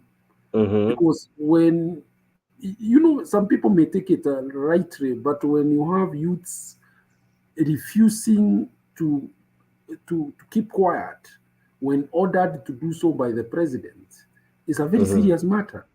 Yes, it's a very serious matter. In fact, I believe that good counsel prevailed. Otherwise, those boys would have been beaten to the pulp.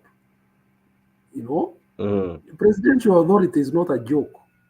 But for reasons that we may have to know, maybe wise counsel within the setup prevailed that let's just leave them to have their say in whatever crude manner that they were expressing themselves. So what Sarasi has said is true. What Sarasi has said is true, and unfortunately for Ruto to bring back the feeling to the common people that for the common people that he was the one who was in charge and he knows what he's doing will be very, very difficult. It will be very, very difficult. You see, people don't want to be told. Don't go tell people how you are going to take them to Germany, US, and other places.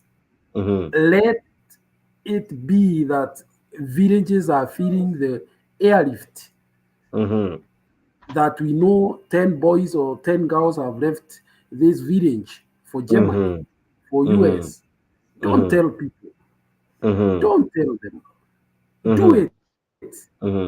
That is what presidents do. And that's why, up to today, the approach that Kibaki used is the best. Just be calm, quiet, do the development work. Let people start seeing the fruits. You see? But you cannot go to a field somewhere inside Kadwana, down in Marimanti, and other very dry places where even electricity has not been completed, and water is even a problem. And then you start telling them how their children will be living in aircrafts in big numbers when they cannot even afford a meal a day. Some have never come to Nairobi. And then you are going to tell them how you are going to ship out, or is it fry out people in droves. Utaberi must come to an end up to some point. Okay. Yes. And that is precisely what Salasia is trying to say, that unfortunately, I think there are people who cheapened or took leadership of a country like Kenya as a very simple thing, you know. something that they could do, like the way you feed your chicken in the morning, which is not the case. It's now turning out to be a very complex ecosystem that does not work on the whims of a person. It's a whole machine. It's a whole process. Yes, and that is where, unfortunately, Ruto has found himself. That is dealing with a more complex thing than we thought, because he spent most of his time campaigning and scheming. He never got to know the nitty-gritty of administration of statecraft. Yes. All right. Now, Julia, what do you make of what Nase is saying? Yes, Just Mr. can I G, just comment something before Julia comes in? Can I just comment something? Yeah. There's a guy on the comment section ambaye anasema kuwa Uhuru will made to be the worst president ever. Nataka kumjibu kuwa it is yesterday. I know it was last week when the UDA platform yenyewe iliuliza swali ikasema who is the worst president, akaanza kumention wakaweka pale Moi, wakaweka pale Uhuru, wakaweka pale sijui nani. Do you know in the same platform yao ilipatikana kwa ni Ruto is the worst with 90% and above 90. So akija hapa akituambia kwa Uhuru atabaki kwa the worst president, anajidanganya. Kila mtu anajua the worst president is this guy ambaye yuko sahihi. Ameharibu our economy, ameharibu country yetu na amebaki kwa the dictator. He's the worst president. Sasa acha kutuandikia vitu ambazo haziko. Aende kwa platform yao ya UDA aangalie kwa Twitter. It is with 90%, more than 80% wanasema the worst president in Ruto. Mr. G ni platform ya kila mtu na kila mtu ana uhuru wa kusema anavyoona. Yeye ameona hivyo na ana sababu zake.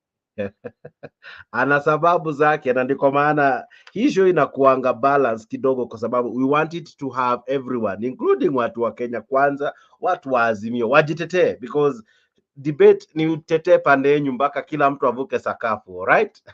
Now let me ask you, Madam Julie. But yeah.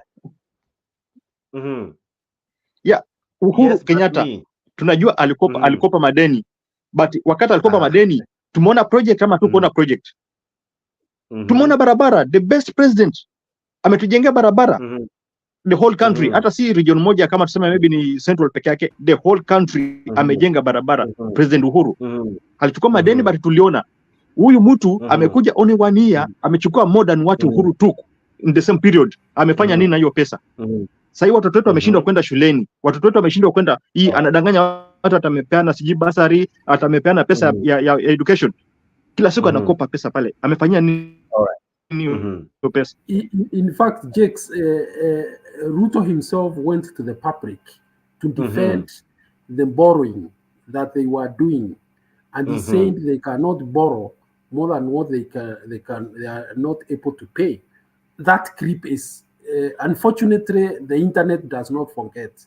So he knows how they were driving that government. He's part and parcel of what happened in the last 10 years, and he cannot run away from it. That is precisely what it is. All right.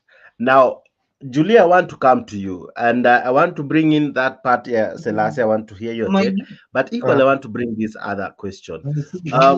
Uhuru had so many other projects, not just one. Some were defended in court, some weren't. But most of what Uhuru did, some up to today, we are able to say truly they were well thought of.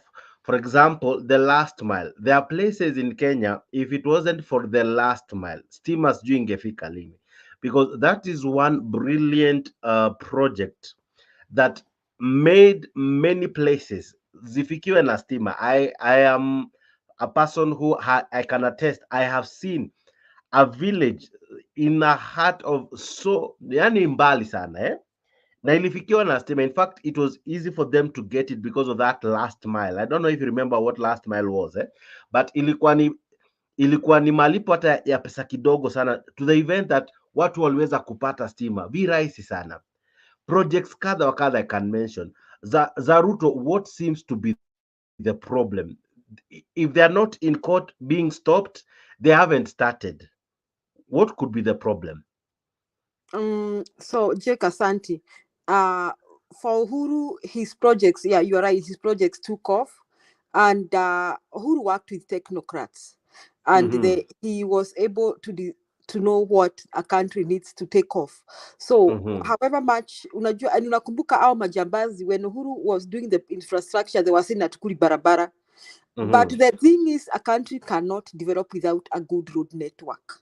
Okay, a country cannot develop without good infrastructure, kama electricity and all that. Me, what mnakumbuka I think you're saying the last mile. I also remember the rural electrification program.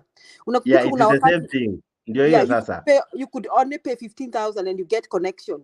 Others were not even paying anything. So that one, everybody felt it. We felt the impact. So whatever the case, Uhuru knew whether alikopa, alijua, laid down the basic infrastructure. Then the other thing Uhuru paid attention to, kumbuka Kibaki want to introduce free primary school education. Now, when Uhuru came in, Uhuru brought in 100 transition from primary to high school. And seriously, we had close to 100% transition. And then Kibaki started funding the education, but it is during Uhuru's government, because I was still in Kenya, where I witnessed that serikali ilikuwa, first the government has been paying teachers, but this time the government went another step further. The government was providing textbooks ratio of 1:1 and notebooks ratio of 1:1 to school children. Sasa ilikuwa kwamba sio kwamba tu mnaambiwa mwende shule, but you are also given resources to go to school. And then we realized that that is when we also had some major changes because of Matiang'i and the people like Makoha. Na tunakumbuka kwamba we had the issues, the problems of exam cheating and all that. Matiang'i brought it to an end, and Makoha was able to safeguard that. Now, if you look at the health sector, look at our first lady, the Beyond Zero campaign. Huyu mama mwenye amefanya sahi, ama ni yule msichana wake anapenda kumparade. We always see her, that girl being paraded, and I'm wondering what she's being paraded for. But if you remember the Beyond Zero campaign of Mama Kenyatta, Mama Margaret Kenyatta, remember the hospitals come out easy, Mama Lucy. Remember, see the impact of NHIF. Me, unfortunately, unfortunately for me, I had a very close patient when somebody that is very close to me was ailing during Uhuru's time, and we were able to use NHIF even to go to hospitals like these, like German hospitals. Na hospitali kama za Kejabe with just NHIF card. Ilikuwa inalipa.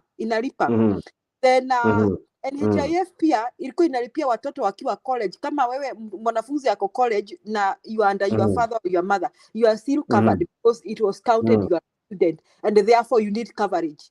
Now university students had NHIF. Now high school students, mnakumbuka hii bima ya watoto wa shule ya Eduafia. Sinani ameitoa, Ruto ameitoa. Eduafia. Yes, Eduafia. So how was Uhuru affording to do all that? Now let us go back to the COVID-19 crisis. You know what? Did you see how President Uhuru managed that crisis? In fact, he was counted even in Africa to one of the people that really managed that crisis. And he really managed that crisis. So mimi nashanga, how did he manage to do that? Now he brought in food subsidies. Hizi zenye wao majambazi wameingia wakatoa. If Uhuru was borrowing to make our life comfortable, then that was good, and we are happy with the borrowing. Now, these people who are talking about Uhuru's government borrowing, isn't Kenya Kwanza borrowing? Hasn't Kenya Kwanza been taken to record for having borrowed more than what Uhuru and Kibaki both borrowed in 20 years? Mnataka niwatafutie data, those who are talking about Uhuru's borrowing. I'll find the data right now. Kenya Kwanza has borrowed more than both Kibaki and Uhuru, what they borrowed in 20 years, and Kenya Kwanza has borrowed that in less than 1 year.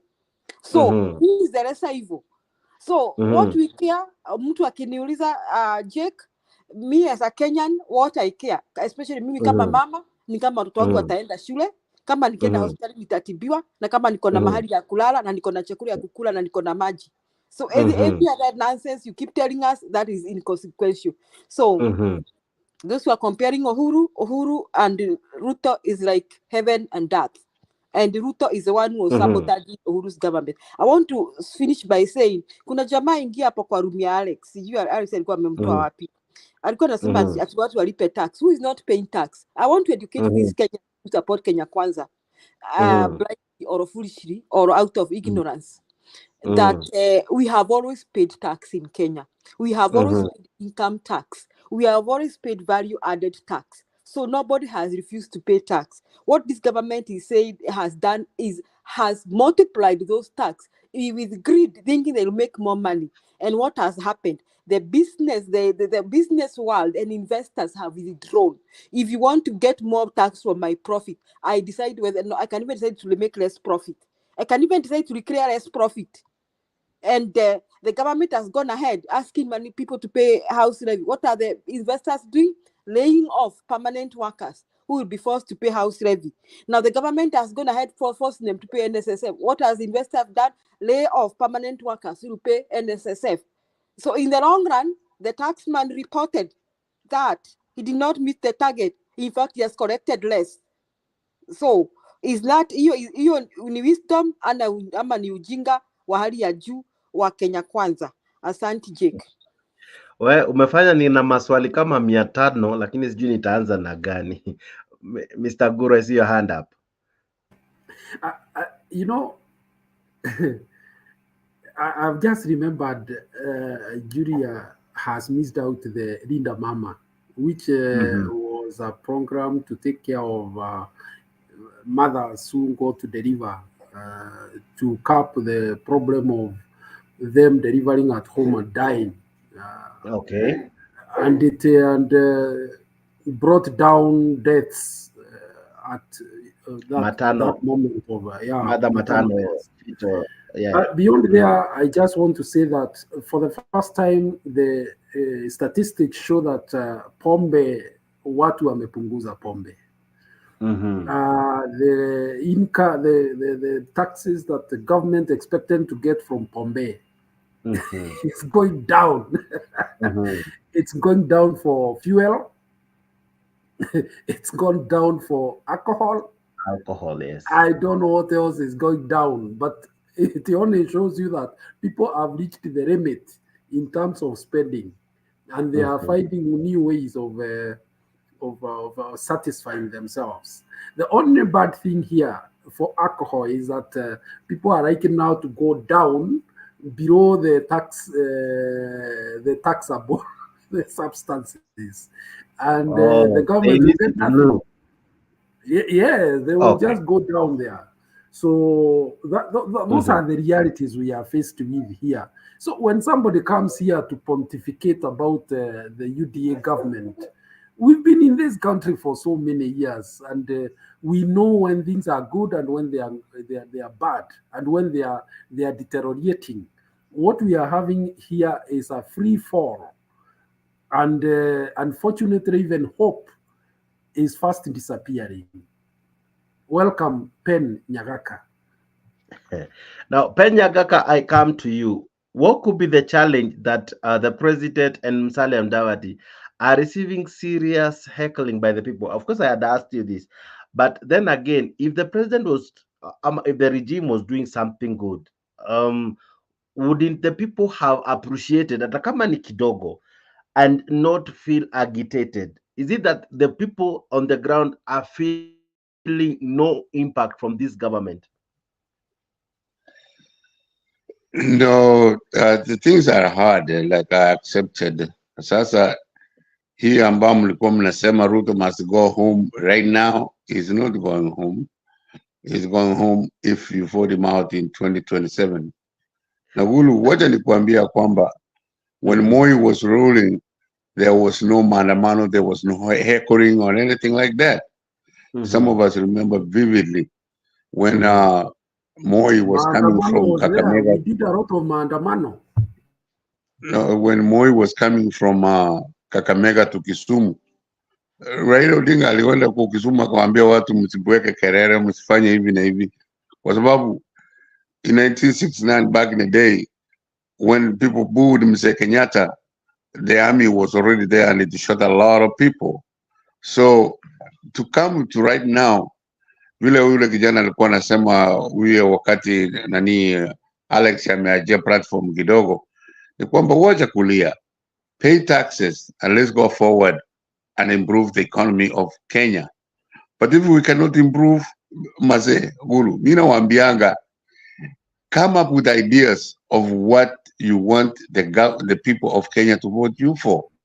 But all you have is criticism of what Ruto and the Kenya Kwanza government, KK, is doing. Yeah, villain nasemanga all the time. Right now, it is very difficult. Right now, we know that we will not win today the elections in Kenya. Lakini vile watu waliona, I mean, the wajuzi wa constitution waliona ni kwamba it is 5 years. So we have at least 3 years to either turn around or sink. And if we lose, we'll go home and keep quiet. Hakuna kitu ya kuendelea. There is no reason why the ODM, I mean, the Azimio people are always continuing right now to, to politic the way they are doing. We'll continue. We'll leave the Azimio, if it wins, we'll leave them at the stand so that they can prove to Kenya what they can do, and they will keep quiet. So we ask you to keep quiet and see how we are going to change the economy. Are things hard? I accept. Hakuna kitu ya kupigana hapo ati, we are doing great and this and that. All those worrying are relevant to the people of Kenya. Now, that is how the economies or the democracies develop. There has to be ups and downs. Right now, KK is down, and we accept that. But will we stay down forever? No, we'll change that. Thank you, Jax. Can I ask you a question? Yes, Guru, go ahead before I come to Mr. G. There is a prioritizing. Right now, the government is using almost 1 billion in renovating a house that has been in existence for over 117 years and has constantly been voted for some money for retouch and renovation, I believe so. So what is this you are telling us, that people are sleeping hungry and then money is spent in a most devious manner? Even sensitivity, there is no sensitivity for the poor. That is the problem. The problem is not paying taxes. The problem is where is the money going? I mean, how do you just spend 1 billion shillings when we have over 130,000 students who have not gone to school? Schools are crying for lack of funds. This is precisely what the problem is. Care to respond, Pen Nyagaka? Where is the money going? Are we getting our priorities right? The money that is being used to renovate the State House in Nairobi, I think it was budgeted for. And those are the priorities that the KK government is doing.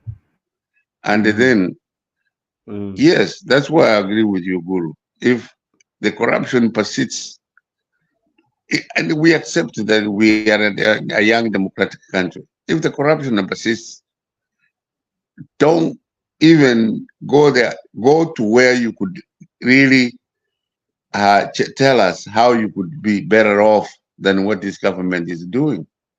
If it was if it was a Azimio government doing anything, you guys fall for it. You don't ask a question. When Maraga requested to meet with Kenyatta, we didn't hear a word from Azimio or ODM at that time. Like when huyu mama Kome requests to meet with the Ruto, kwa sababu you hate Ruto, you will never ever see the positive results of what Ruto has done. Ukiendelea kuangalia the negative, yes, they are there. I will not even have to ask a question. Vile nilikuwa nakubali na wewe Guru. Life is hard today in Kenya. But let us not be selective in what we are, we are challenging or what we are criticizing. Let us be general in the idea. Maraga requested to meet with Kenyatta. Kenyatta said, forget you. And he never met him. But when it comes around the other way, you guys criticize and bemoan and everything. Thank you, Jax. Alex, I saw your hand up.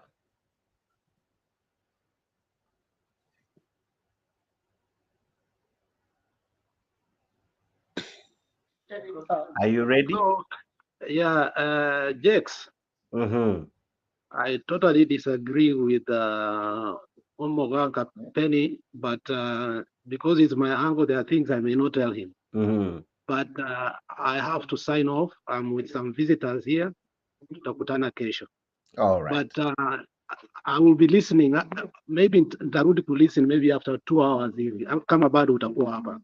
Because naona tumeenda only 1 hour 55. I agree with what Guru said. Pombe imepungua Kenya. Ni kwa sababu tax ya bia. Sasa hii bia inauzwa pesa ngapi Guru? Si ni karibu 300. I don't know. I am not in that. Tusker and the normal stuff. Tusker, Pisna, and the rest, they are ranging from 250, which is too much for most Kenyans. I don't know. In a normal bar, in a small bar, it's about 250. It's called Tusker Lager. Yes, and of course, it's not the same price. There are those that have higher prices of 300, but the bare minimum is now coming to around 250. Ile mkebe ni 300, eh? Yes. Okay. Na ni 300 ml. So that's watu wameenda chini sasa. Watu wanarudi mashinani. Yeah, that's why I was telling.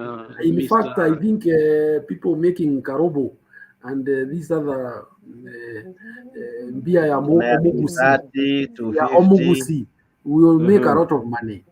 Because now, you take that stuff somewhere in your homestead. And all right.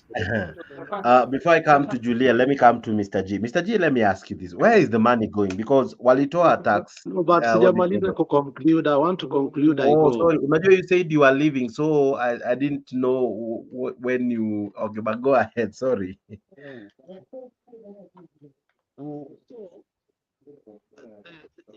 That is what I agree with Guru, but for Penny anafikiria ati Ruto hawezi tolewa. I don't know if Penny watched the ODM meetings the way zilienda kutoka Busia, kutoka Busia all the way to the coast. Sometimes you need to get educated to understand these things. But Penny amekataa kabisa kusikia. Tunamwambia Guru, nataka tena uambie Penny the state of the ground in Mount Kenya right now. Penny does not understand that. I always say, nyinyi wa Kikuyu, you are the firstborn of Kenya. Kwa sababu mmeonja upresidency mara mbili na miaka nyingi. Nyinyi, you are the determinant. If you decide to prepare Ruto tena 2027 ata win.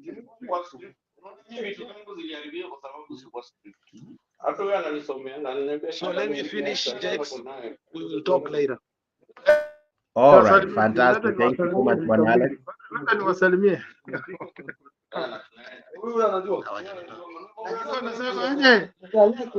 Honorable Alex ni ndugu yangu sana, na mimi nilikuwa nasema nini, maybe kama mtu mbaya kidogo, lakini nilikuwa nasema niko naye mpaka na tax wacha hatuna shida, tutalipa, tutaongea, tutalament, tutapiga kelele ngumu. It is what it is. Let's tuseme how we're gonna get more jobs so we can pay more taxes. Let's not say that how we're gonna avoid taxes. No, taxes is the only way that the country can grow. Alex, tell your friend nobody is avoiding taxes. We pay VAT, we pay income tax. What is wrong with you? We've been paying taxes. Come on.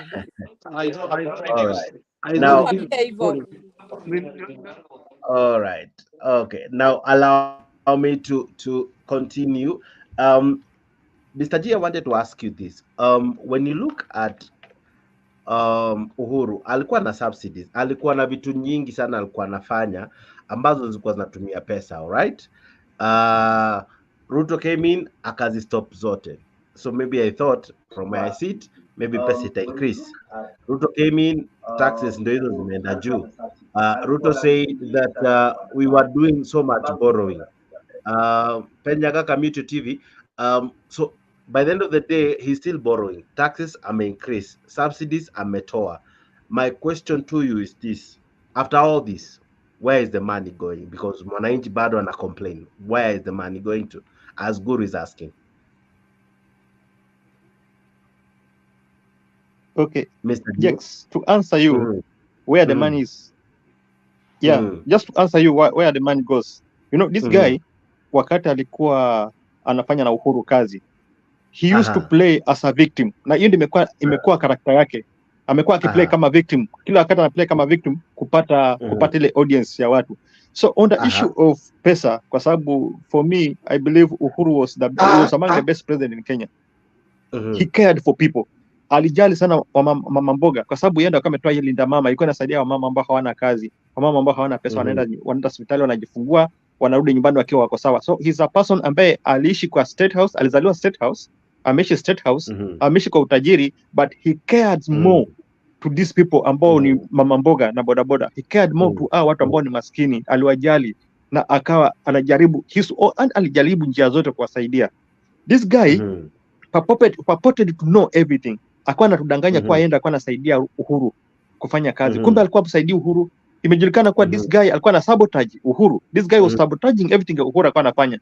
Now to your question, where the money goes. Juzi tu muona Murkomen akipewa kiti ya CS ya cabinet secretary. Ameanza kuvaa mshipi ya 3 million, ameanza kuvaa saa ya 4 million, anavaa sport shoes ya more than 1 million. So where money goes ni hizo masuti ambao unaona. Ruto mwenyewe anavaa mshipi ya 5 million, 6 million. So corruption linachukua pesa zetu. Nothing else. Haja jamaa ameenda tu kuiba. Yaani Mr. Juna maanisha mtu anaenda anakunjua mita moja anavaa kama mshipi. Boss, watu wanatembea na pesa, siku hizo wanabeba kwa briefcase. Haujaona? Wanabeba pesa kwa briefcase. Wakitembea nazo.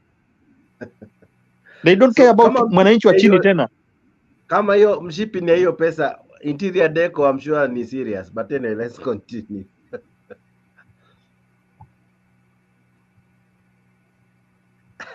Hiyo joke utaipata after the show.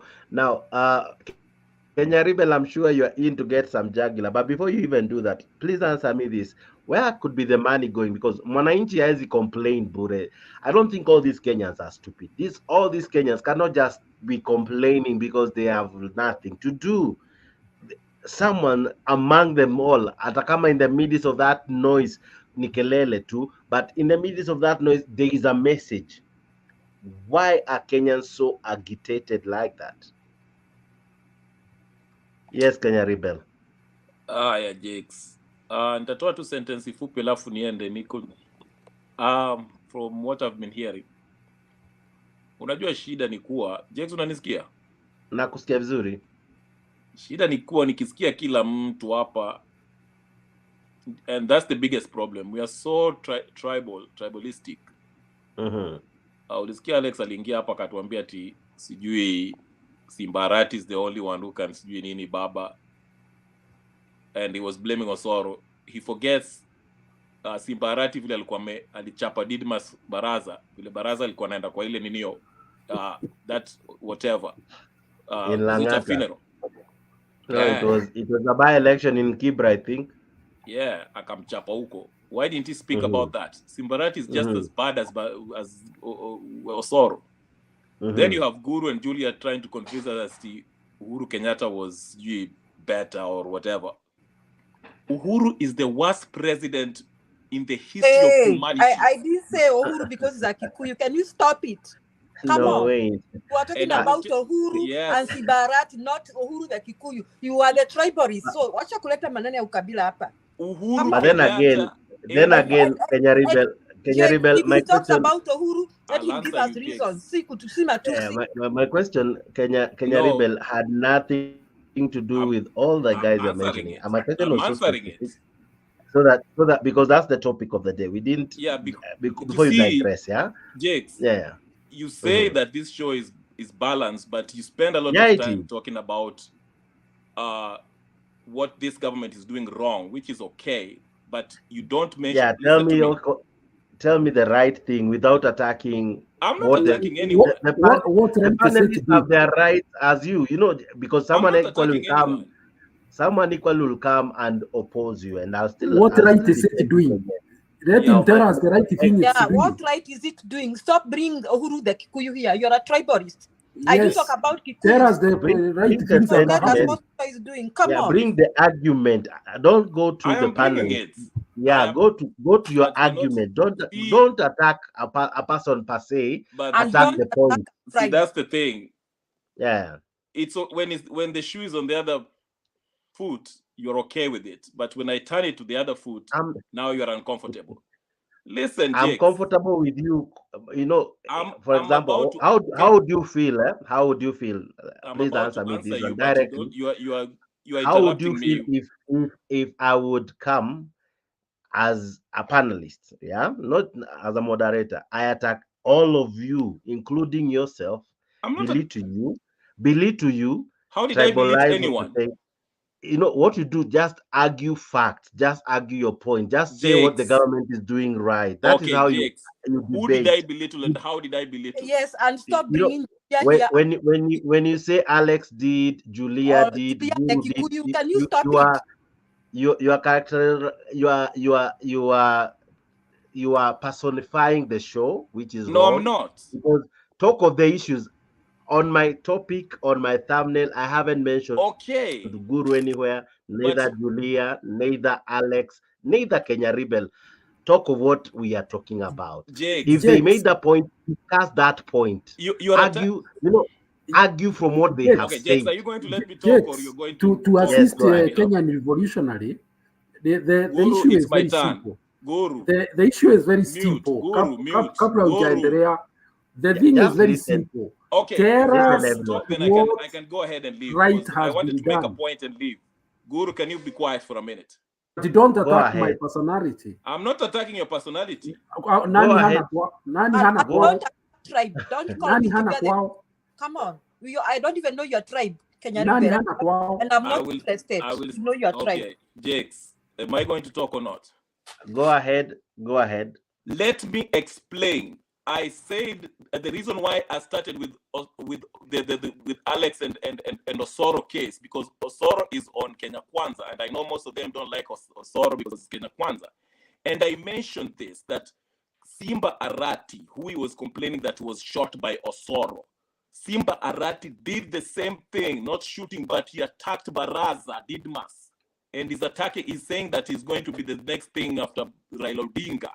And the reason why he's saying that is because Simba Arati is his fellow Kisi. There's nothing wrong with that. And I argued my second time, the reason why I say Guru and Julia, any sane person who lived under Uhuru Kenyatta and Ruto knows that Uhuru Kenyatta is the worst president in the history of Kenya. Can you give us the reasons? I will give you a reason. Thank you. I'm glad you asked. That's 1, 2, 3, 4. I will start. Number 1. This man openly defied and called the Supreme Court Wakora and shot Justice Musa. Just like Ruto has done. That is number 1. Ruto hasn't shot anyone. He didn't kill anyone. That's number 1. Number 2, I will go to number 2. No, you're lying. Ruto did not kill anyone. Stop lying. We will not allow you to lie. I will go ahead. Number 2, him along with Maina Njenga killed Luos in Naivasha. You are lying. Another lie again. Stop. Can you stop him murderer. for making false allegations here? This guy is a liar. This is a mass murderer. Let's go to economy. The billions that he stole, didn't even reach Kenya. Went straight to his bank account. GB and Jiggy is exposing him. Go listen to Ilinio. These people stole. These are the debts that we are paying today. That this man stole. That we are paying for today. Your highway ambao Julia is trying to tell us that he built. We paid 5 times. We are paying 5 times. Julia, It's this is Nino. It's actual Godfrey Christ. Ruto. Okay? This guy This is is just Ruto. Uhuru lying. and Julia are Oh. only supporting Uhuru because he's a This fellow is Kikuyu Ruto. like them. They don't want And to face what the tribe facts are But you? now, that but now, Uhuru Wacha Kenya maneno Rebel, ya Kenyatta was the Kenya ukabila, worst wewe Rebel, ni president, kabila a gani? serial Kenya mass Rebel, killer that was taken to the Hague Hapana, Kenya Rebel should along be with his Kenya shut from Rebel, family. talking the way Kenyatta he's Kenya talking. family. Rebel, Allow him. No. Kenya Rebel, It So I doesn't have to Julia, happen. expose these Kenya Rebel, tribalists that Julia. come with this You see, the problem are is, the ones who are leading all Kenya right, behind. all right, all They can't right, deal all with right. facts. Now, And I'm you done. see, thank you. Now, You are the done with problem speaking is, nonsense. when you focus on attacking someone, one, the two things you normally many people do, they don't respond to the questions asked. Two, they probably miss out everything, including even if they had a correct point and a position to really bring out, they miss out easily because you want to your defense are all over. You know, you want to defend, you want to accuse, you want to criticize, but ukirelax too, your points will come out. You'll be able to tell us, um, this is what the government is doing. You'll be able to answer Jakes. Why are Kenyans agitated? Where is the But money kept on going to? interrupting me. So how do you expect me to So know if you're when your interrupting me? guard is all over shooting everywhere, Because eventually you end up you're interrupting me. I had a good a serious sniper knows when to aim, when to shoot, I'm and not a when to sniper. fire. I'm not a sniper. You interrupted me, Jakes, when I Now, if started. you Why do cannot you get that simple English, then I think No, you interrupted me when I was making my point. I was going to make you a are. perfect point I and cannot answer you. help you. Then go ahead. I was going to Answer answer me. you. Answer my question without attacking anything irrelevant. Where is the money going to? What There's are the good things the government is doing? Don't go on this Jakes. died, who died. Those are Jakes. things we cannot personally we cannot prove. In any case, let's We be can prove them. factual. What are you Okay, talking tell about? me, we are a country governed by the rule of law. You are here always advocating for us to go to parliament and any other place. Yes. The laws are very clear. If you have evidence, table them. So, but before we go to those criminal part, let's talk of what is happening now. What made the show today? What made this topic today? I'm asking you, why are Kenyans so agitated to the level that they heckle a president, they heckle a cabinet secretary? What is the reason? It's not about Uhuru. It's not about who It died. is It's not because his about who is policies. alive. It's not about who is, the question is, The decision of yesterday affects you today. Nani all Jakes. right. The decision All of right. yesterday affects you today. Jakes, I Okay. cannot stay in this show with this kind of nonsense. You can commit suicide for all I care. Now, Kenya Rebel. No, Kenya Rebel. we have to call out this. Kenya Rebel, with all due respect. Kenya Rebel, with all due respect. Kenya Rebel, with all due respect. I respect you totally, and you know that. But equally, mind how you speak to everybody in the show. Kenyatta Regardless. killed people, and people are defending him. Fantastic. I Now, cannot I stand have that. never done this. I'll do it to you for the first time. All right, we can go on. All right, we have to have some. If you can't listen to me, then backstage. All right, let's go on. Okay, Mr. G. Let me ask you, and I think I had asked you, where could the money be going? As much as you have said ni mambo na corruption and all, na kujifunga mishipi expensive and everything, but hii pesa ni mingi, it ought to, yes, iporwe skatai, but why is it that when we need to see development, because I would not lie and sit here and say hakukuwa na corruption time ya Uhuru. It was there. We had thefts left, right, and center. We had KEMSA. We had billionaires made out of graft. That happened. But my question is this, and I ask seriously, what could be informing the fact that we are losing a lot of money?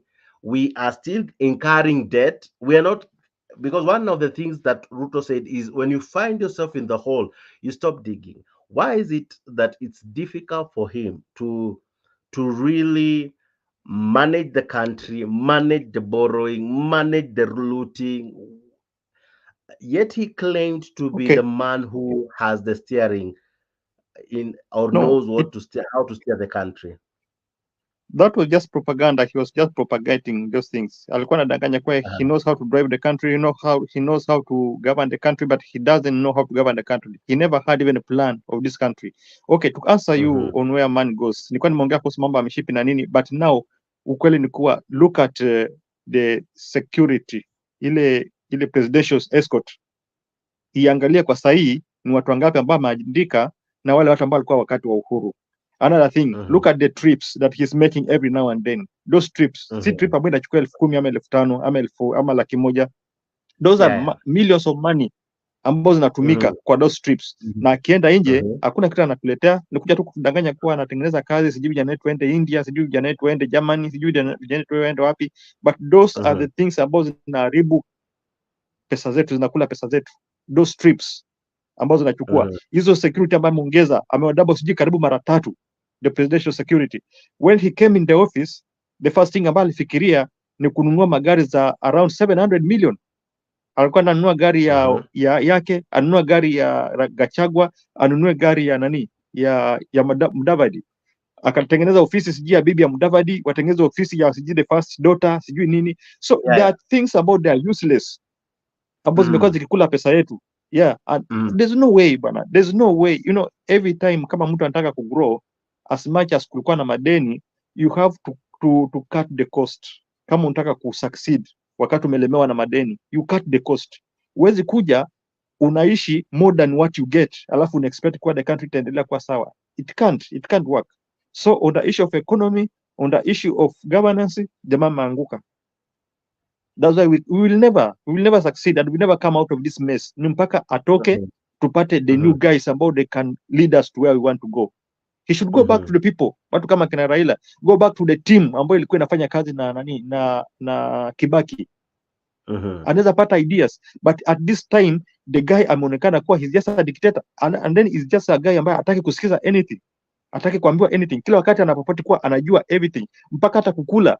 Unakumbuka wakati walikuwa wametoka kwa inauguration, anaanza kuongea kwa media mbele ya TV, anaongea anasema kwa hata watu wengine hawajui kukula wakati kwa ana attack Rigiji. Watu wengine hata hawajui kutumia kijiko. And is a guy ambaye ameonekana kujifanya anajua. To be fair to Rigiji, some of these things no one is born knowing. Hizi vitu tunajifunza tu with time. In any case, you can have money but you can't buy class. So Rigiji atalant, those are not things that we can really hold against him, because whether he knows how to hold a fork, whether he has a degree, diploma and all that, those ones are things that mtu personally ujitafutia, how to sit in public, how to, hizo ni vitu. But the president mwenyewe anasema I want us to focus on the germane things. Okay. I was trying to tell you what the president used to do, and he behave with his character. He's a person about he knows everything. He doesn't listen to any advice. That's where we are going wrong. Kwa sababu he doesn't listen to any advice. Anataka kujifanya anajua mpaka kwa cabinet. Hizo cabinet zote anajua kushinda wale watu ambao ameweka kazi. There's no way, hata kama wewe ni director, there's no way utasema unajua kila kitu mpaka umeshinda wale watu ambao umeandika wote. Wewe unajua kila kitu. Hakuna, it doesn't work. Watu wanaandika watu ambao they are professional. So those people ambao kwa hizo docket they are professional, aache wafanye kazi yao. Aache kujifanya anajua kila kitu. He doesn't want to listen to anyone. Yeye amefail this country because of how he carries himself. Now, I want to come to you, Julia. There's something you raised because I was listening to this. You said of what Mama Margaret Kenyatta was able to do in her tenure, being the first lady. She did what she couldn't do directly. She ran. Remember the Beyond Zero marathon? We saw her run, we saw her seek money, and when the tracks didn't work, what did she do? She began building the hospitals. We have several that even are named after her. I love what Mrs. Second Lady, Mrs. Dorcas is doing.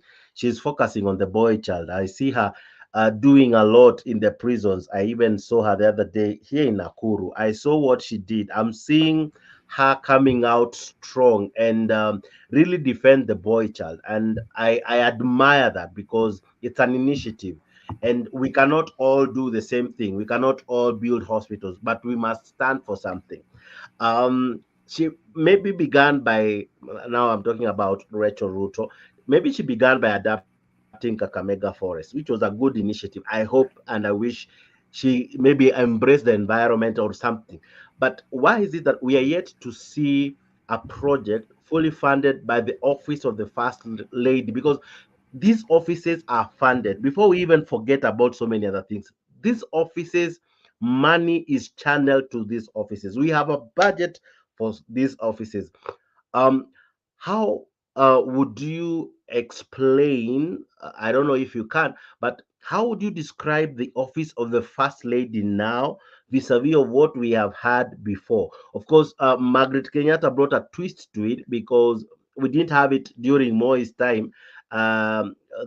His wife and him divorced, or rather parted ways until he died. She died. We didn't hear much about her.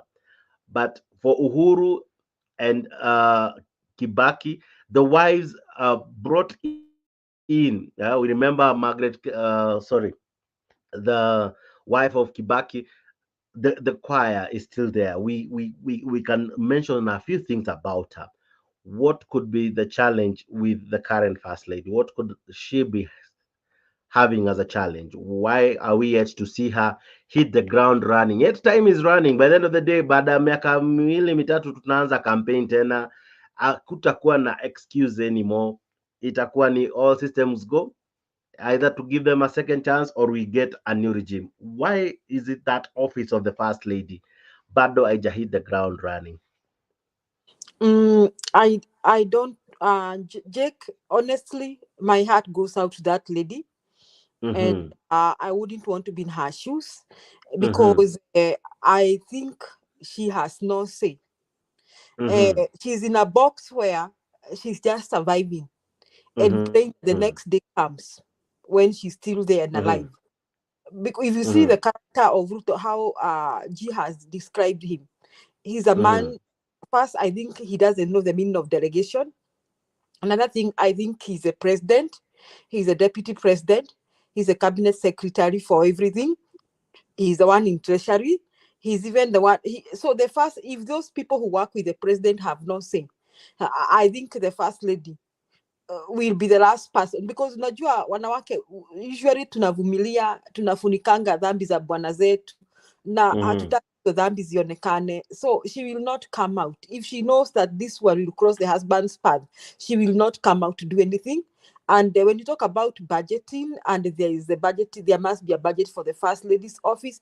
I think there is a budget, but she has no control over that budget. She doesn't even have a say of what to do with that money. And that goes to how the money is being spent by State House. And the money is being spent by State House according to what the president says. And that is why I go back to my point. Ruto is overwhelmed. He thought that hii serikali ni kama ile shamba yake ya kuku ya Sugoi, lakini ameshikwa na mshtuko kwamba kumbe hii kazi ni kuku. But he can't let go because he's that kind of a person. He's that kind of a character. Unaona he's swearing in public ati mnaniongelesha nani? Mnafikiri PM ama hii ni you know, he can't buy that. Unaona sasa wewe fikiria wewe ni First Lady. Jake, put yourself in that lady's shoes. Ati unaishi State House. Ati you want to sponsor some hospital somewhere. Before discussing with bwana yako mwenye hata wenye wanafanya kazi na wewe hawawezi thubutu kumwambia anything. My heart, it is not that Rachel is a bad person. The only bad thing about her is that she has lived with that man for all those many years.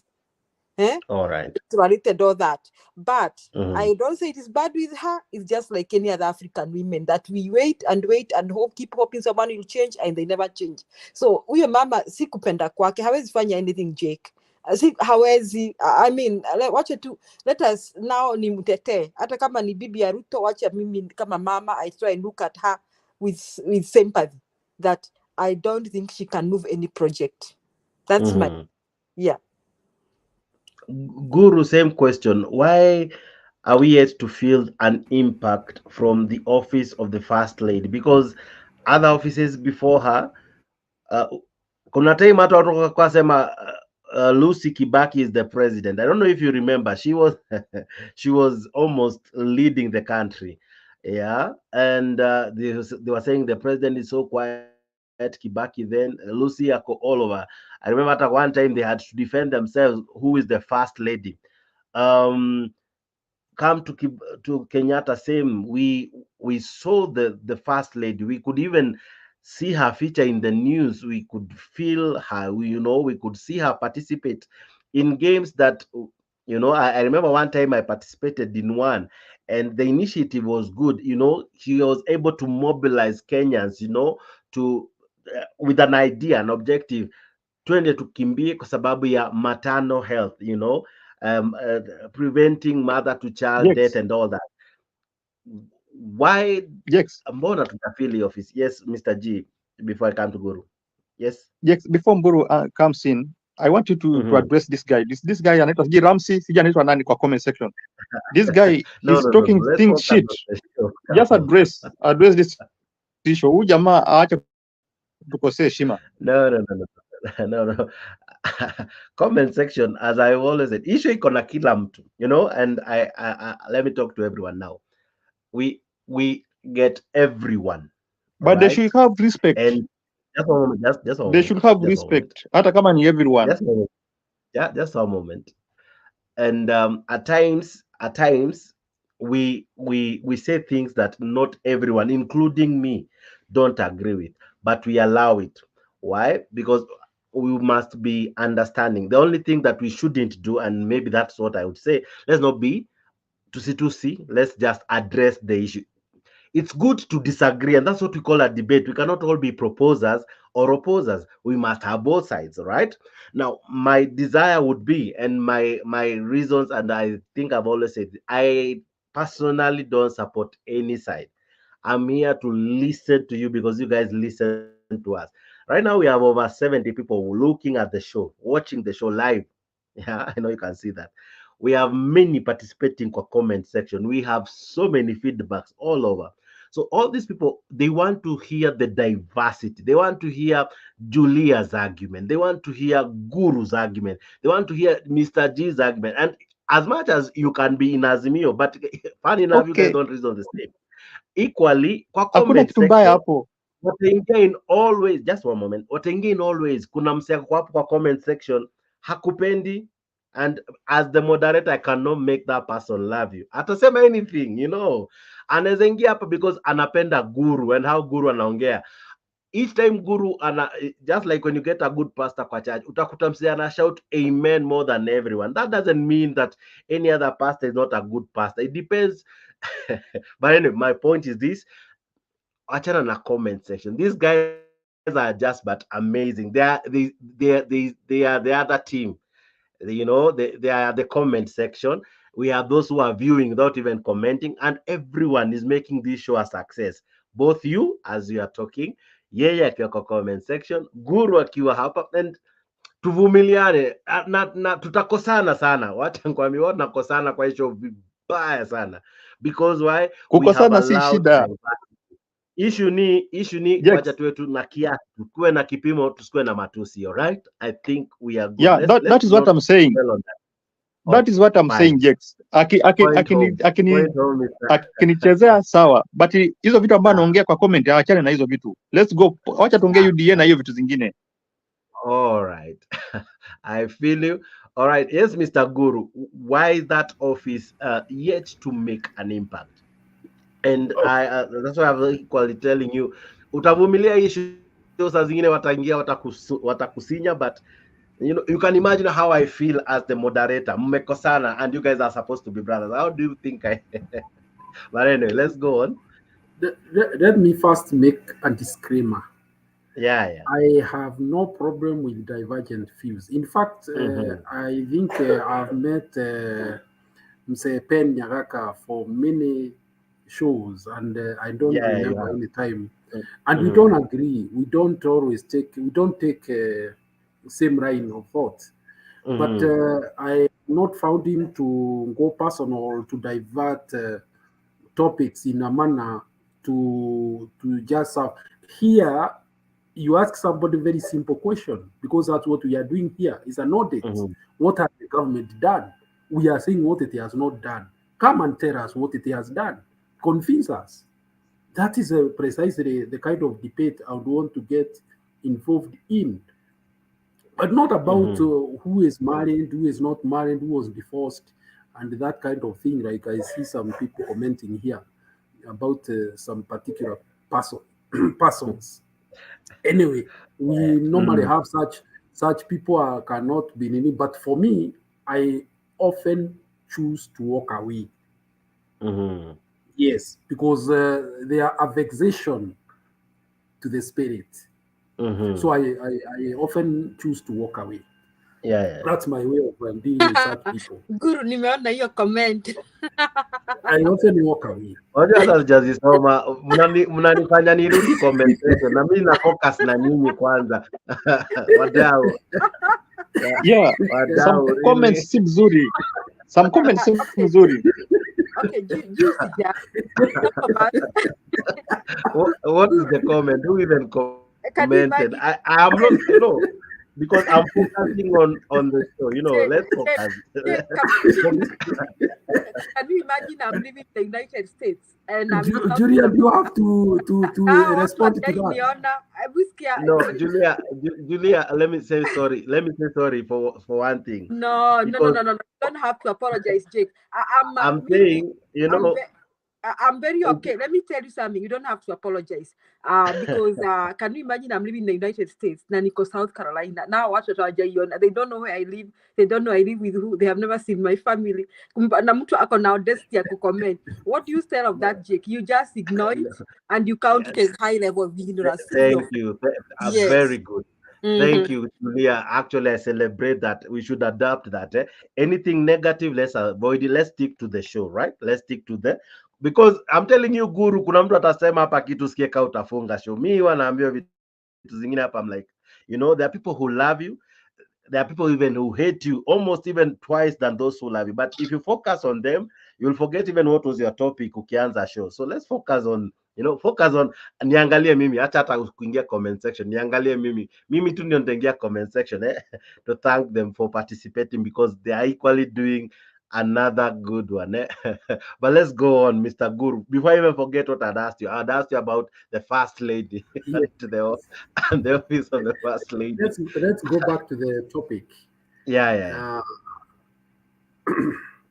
Now, the office of the first lady is actually an official office with the staff and a functional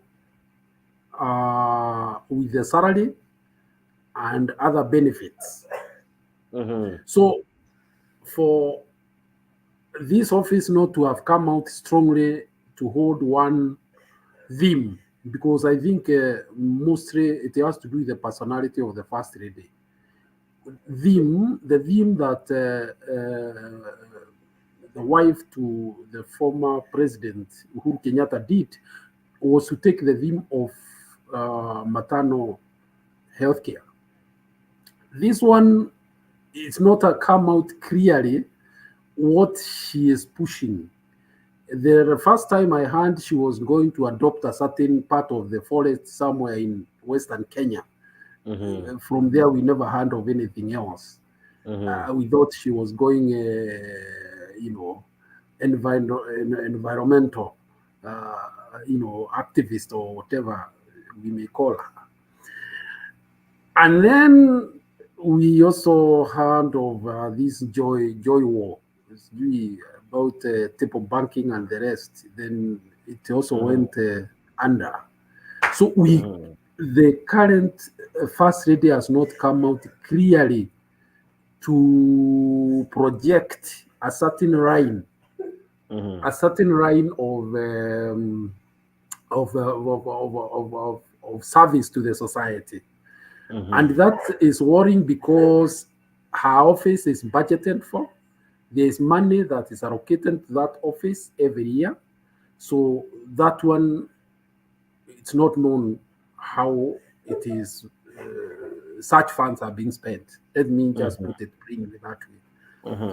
the wife to Rigathi, which I don't know whether it is an official office, because what I know is the first lady. She's trying to come out with the issue of advocating for the boy child. She's at least come out in a way that the society can identify her with a certain project. That has not come out with the first lady, and I do not know why. And I don't want to second guess anybody here, because I don't know.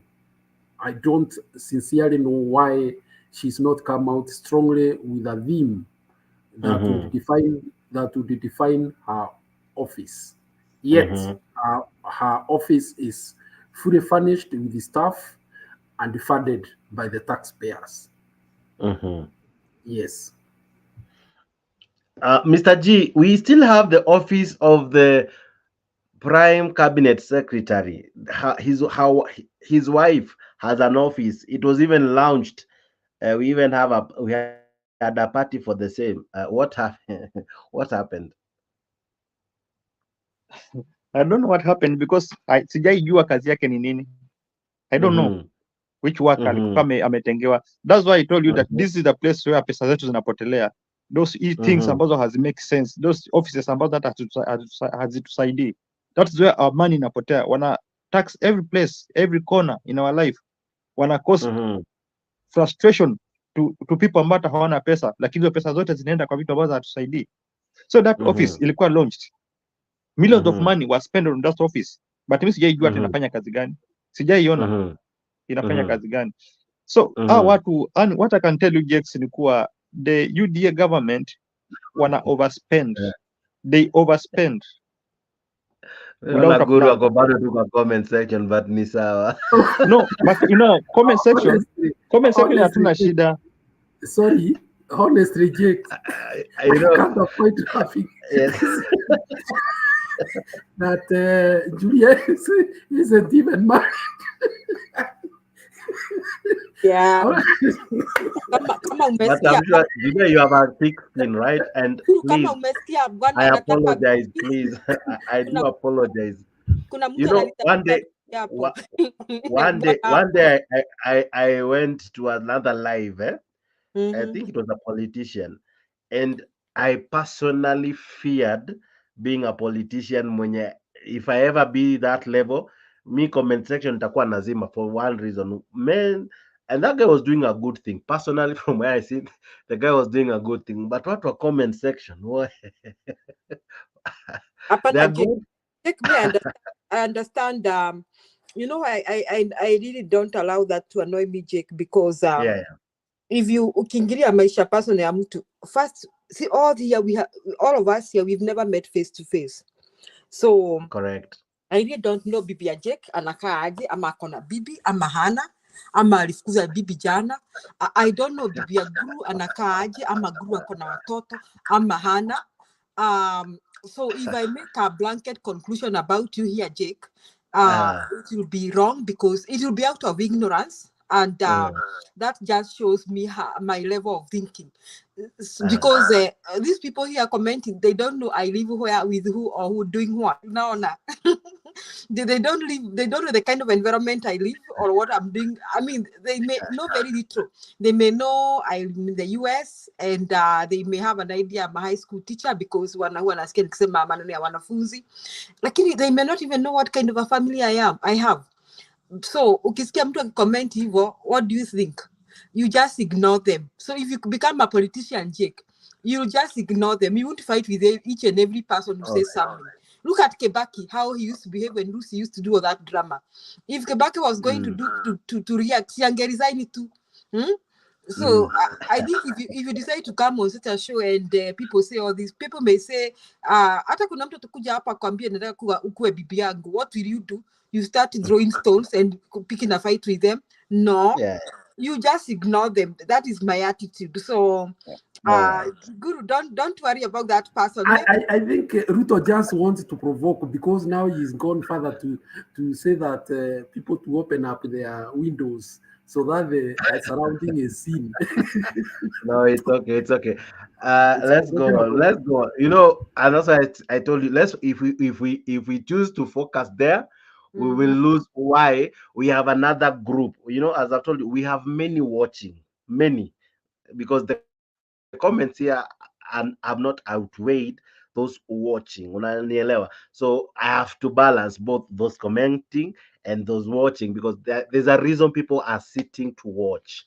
All right. And you see, I'm equally doing a disservice to them. I'm not projecting the comments, and not everyone can see the comments. So at times I avoid the fight in the comment, because I haven't projected it. What I project is what maybe we discuss.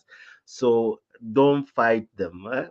These are good guys. Hata kuna mtu Jake, hata kuna mtu ameambia mwingine hapa aonyeshane bibi yake kwanza ndio aendelee. Wamefanya mpaka kuna mtu ameni inbox so many photos to prove a point, but just leave them. Not 5 photos. I mean, come on, that is being petty. So I think let's go on. We have already taken how many minutes, but it was a commercial break. We have taken like 5 minutes discussing. And you know, funny thing, you don't know the person. You have never seen them, and you're even not sure if that name ameandika hapo ni jina, because Google can allow you to have a different name. Yes. So don't allow it to bother you so much. And you will never you might never meet them. We might never meet. We'll never in this app. All right. Yeah, you might never meet. And even when you meet, you might not know you're meeting. Yes. So you might not know you're meeting. All right. So let's discuss what everyone came in to see. Everyone came in to hear. Why is it that Kenyans are angry with one William Ruto, the president, and equally his cabinet? All right. Kenyans want to know, why are we booing? You know, because this is not our culture. We are not known to be booers. Yes, we do boo. Yes, we do jeer. All right. But now when it becomes almost every other day, this is what we are doing. Something is not wrong. Mwananchi is agitated. Mwananchi has anger that needs to be addressed, because if we can't quench it now, it might run out of hand. Allow me to come to you, Madam Julia, and ask you this. At one point, we saw positive change from the cabinet. We would mention several cabinet ministers doing something. Mutahi Kagwe was doing something, even if they are not doing anything important, but at least they would make news. At times, tunaweza maliza wiki mbili bila kusikia any cabinet any feature in the news, either to bring in something good, something bad. Okay, to see what happened na controversy, because that one happens at least every other day. But why is it he equally can fate be so bad that you equally don't attract a team that attracts positivity? Because his team is equally yet to attract positivity. We cannot single out some key players. You know, kwa Uhuru, we could even mention some CAS, what do you call them, chief administrative or whatever, ambao walikuwa wanafanya kina Mwagangi, you remember them, wale wa health, they were doing something. Our I'm yet to I knew PS Hinga mapema sana. I knew several PSs mapema kwa sababu of what they were doing. Kwa hii I'm reserved. I reserve what I want to say. But what do you make of the team working with him? Maybe, Jake, we should look at the team at one by one, and All then right. we can ask ourselves, what does that tell us? Okay, tuanze na Aisha Juma. Mwingine tunajua ni huyu wa education, Mashogu. To somebody give me the CSs, because I may not. Kuna Kuria. Oh, I can help you with that. We have Moses Kuria. We have some. Is it Sami or Samuel or Sanimburia? We have we have Rebecca Miano. We have there are many. We have this Alice. Huyu mwenye alikuwa ameiba nyumba. We have huyu wetu wa Nakuru anaitwa Zakari. We have we have several. Yeah. So Tell me, what do you Okay, think of them? now we can now go back and compare with the cabinet secretaries wa Kibaki na Uhuru. Wacha tuchukue wa Kibaki wa Uhuru because we are the ones we can remember, and just compare various dockets. For example, we compare CS for education, Mashogu, na CS for education we had who? The late, what was his name again? Goha. Magoha, and we also had Matiang in that docket at one time, right? So if we compare I think first and foremost, Amina Mohammed has been winning awards even after her office. Imagine. Yes. Amina Mohammed was it yesterday or the day before yesterday? She won an award. There's an award she won. She won something. So these guys, there's something she won even after, meaning there were things they were doing that if Kenyans didn't see, the world saw. How comes with this regime, I don't know if they will feature in the world. No, they will not feature. They not feature because show me your friends and they tell you who you are. So Ruto, just like I described him before, he's a kind of a character that he's a Moi kind of a character, but he's worse. I think he's worse than Moi. He doesn't think you can tell him anything. So he can only work with somebody that he has to tell. Okay? Not somebody who can suggest that mkubwa tunaweza fanya 1 2 3. He cannot work with those kind of people, and that is why Kuria seems, unaona Kuria alisukuma kiasi, unajua Kuria akona kiherehere ingine na I think Kuria cannot keep his mouth shut. So I think he has taken his mouth to the cabinet, and I think maybe the president may not like it so much. And before on Kuria, I don't know whether Kuria and the president are doing okay. So the president will not work with people who can say no, who can tell him we can do this, or who can work. He wants people he has to direct what to do. And I will ask you a question as I conclude. You people here, you tell me. But on the other hand, if we look at Uhuru's government, first I want to agree with you. I was very disappointed with Uhuru because he didn't fight corruption. And I thought he's a another hands-off man, and I didn't like that too.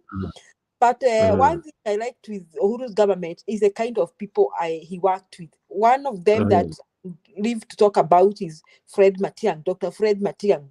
You people, you remember when Fred Matiang was in information and what? Squiri alitufanya mnakumbuka tukifungiwa TV. You people, do you remember that one day we woke up and our TVs had been shut after Matiang had warned us to move from analog to digital. Even phones. Yeah. He removed those China phones that were I don't know if Guru ulikuwa umeangukia those phones that even had TV in there. You remember those phones that ilikuwa hadi na TV, it was remember those phones, bwana Guru? Yes, Julia. That was Matiang. Aya, akatolewa hapo akapelekwa mtihani. Matiang akasema mumezoea kuiba mtihani. The end has come of cheating. Me, I was still in Kenya then, and I thought it was a joke because I had watched 2015 KCSE. I had seen a math paper being displayed by Stan TV. Now the same exam was done the next day. Matiang'i alisema 2016, you will not cheat. And he meant, alisema, you will not cheat, you will never cheat again. You will know who I am, Matiang'i, because you'll never cheat again. Didn't he stop it? Aya, Matiang'i akapelekwa kwa internal security. Matiang'i ndiye amesukuma Al-Shabaab. Do we hear Al-Shabaab anymore? Watu walisema sijui ya Kenya sijui imefanya nini, sijui Matiang'i amefanya nini, sijui nini. People said things, but we were at peace. Okay? Now, if you look at Makoha also equally performed. Now, if we go back to Kibaki's frame, we can talk about Mechuki. Munakumbuka Mechuki. Wherever Mechuki went, Mechuki performed. So what I want to say is that Ruto is not the kind of a person to work with with performers. Let me ask you, which normal president can nominate somebody like Aisha Juma as cabinet secretary? Which normal thinking president? Which mwenye akona kichwa mzuri tu alienda shule na akasoma? With which normal presidents that wants his government to perform will nominate people like Aisha Juma to be in the cabinet? If come president let's imagine that something happened in this life, and ya Mungu ni mengi, tumekuwa tukipiga story hapa na wewe Jake. Ya Mungu ni mengi. Jake, you find yourself as president of the Republic of Kenya. And umepata Kenya iko pale chini, shilingi inaelekea chini, everything is going downhill. Free fall. If you have a normal head, you will sit down and call yourself a meeting and look for technocrats and people with brains who will rescue from where you are. And because if your intention will be to make things better, you will not work with Aisha Jumwa. You will, hata kama alikuchangia sana siasa, utasema tu wacha Kenya wataona nimefanya kazi kwa kufanya kazi na watu kama hawa. So Ruto is not that kind of a person. So the people he is working with will not perform, have never performed, will never perform.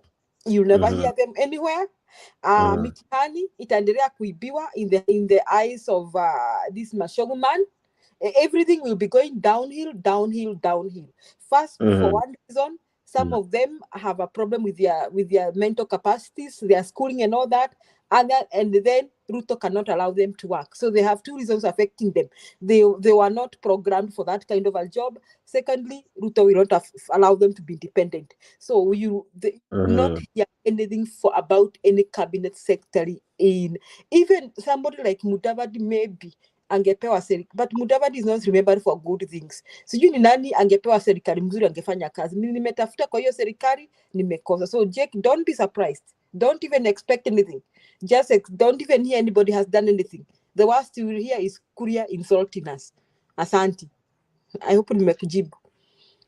Guru, it's long since I had a president complain about his cabinet, saying, if I'm a president and I know more than you, then there's a problem. Yet then again, this is his team. He selected it uncoerced and pushed by anyone, if that is English. Ni yeye kujichagulia. Hii si yenye baada ya kujichagulia kuna kitu inaenda ukarabati mahali, kwa sababu hata parliament, whatever he said, he was given. In fact, some of the words Mbadi one time said was, let's give William Ruto his skunk. That's the word he used. Wacha tumpe uchafu wake.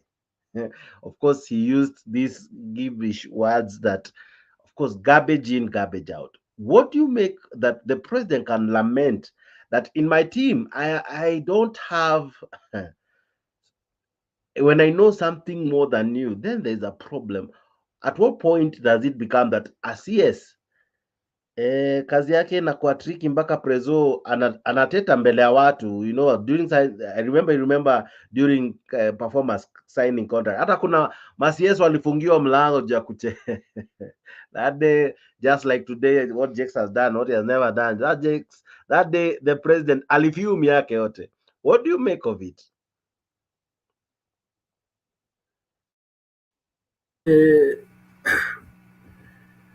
The character of Ruto is that of a very self-centered person who comes out as a hands-on also, and somewhat know it all. However, that's not to say that his sentiments were not correct, that some of the CSs were mere flower boys and girls because they do not know how to run a government or a government department. But what did he expect? When you just fish out a politician, somebody who has just been politicking since she was young or he was young and has never done any management, that is what you expect. So I'm not surprised that the highest premium in appointments for Ruto is royalty and a person who went to the ground to look for votes for him. So that is his main consideration in picking the people who now form the cabinet. And because of that, most of them are lacking in ability. And also the fact that at personal level, is a controlling person. That's why you do not hear any of them making statements to the media. Because you know, when you have a boss like that one, you would also fear to contradict what he is going to say next. You might contradict his statements, or you might be embarrassed in the following day when he makes a contradictory statement to what you made. So the best thing is to keep quiet. That is precisely what it is. Yes. Now, thinking about it, when we look back, we can count several performing CSs. When we look back, we can be able to say the president didn't work alone. He had a team. Here in Kenya Kwanza, do we have a team? Do we have a team, or is it almost a one-man show? We don't have a team. We don't have a team. And that is the difference between Kibaki, Uhuru versus Ruto. Because the two previous presidents gave you work, and yours was to deliver and talk with authority in the docket that he has given you. That's why you could get briefings from almost all the ministers on matters pertaining to their dockets. But today it is difficult because they do not want to contradict their boss, who is also very indulging. You remember him saying that there will be no El Nino, only for it to come in some parts of this country in such a furious manner that the head of Met department had to go around apologizing, you know, for having misread the country. And yet it is not him who had done it. Somebody had to take the hit. So that is the situation in the government. And you also remember, was it Julia who said it's farmer number one, teacher number one, architect number one, environmentalist number one, father number one, Nini number one.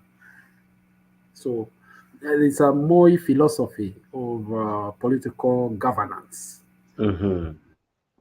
You rightfully say, and I agree. In the previous presidents, we could almost say, including the president himself, at one point he said, when I was the agriculture minister, when I was the minister for education, he could count, he counts up to today, things he did in their previous regime. That's fantastic. Equally, he comes out and say, when I was a DP, I did ABC. Then let me first begin with him before I go to his cabinet. Him, why is it that now that he's the man on the steering wheel, the man now driving, he's not, what he's doing, what he has is not delegated to him. It is something vested on him by the people of Kenya. What he has in his office has a security of tenure. He cannot be sacked by his appointing authority unless through the ballot, and that is via an election. So what he has is almost the total absolute control. So he's the one steering the ship. He is the captain. Why, when he is the captain, we are yet to begin folding our fingers with some of grand achievements that when he was the cabinet, whatever appointed minister, he bragged about. When he was a DP, he bragged of what he was doing in Jubilee. As a president now, why is he unable to deliver? What could be the problem? Is it that maybe he undermined the office, not knowing that it called for higher calling, called for higher responsibility, higher capability, higher mental status and all? What could be causing the challenge that him now as the captain? Yeah. We are having a challenge, and a great one for that matter.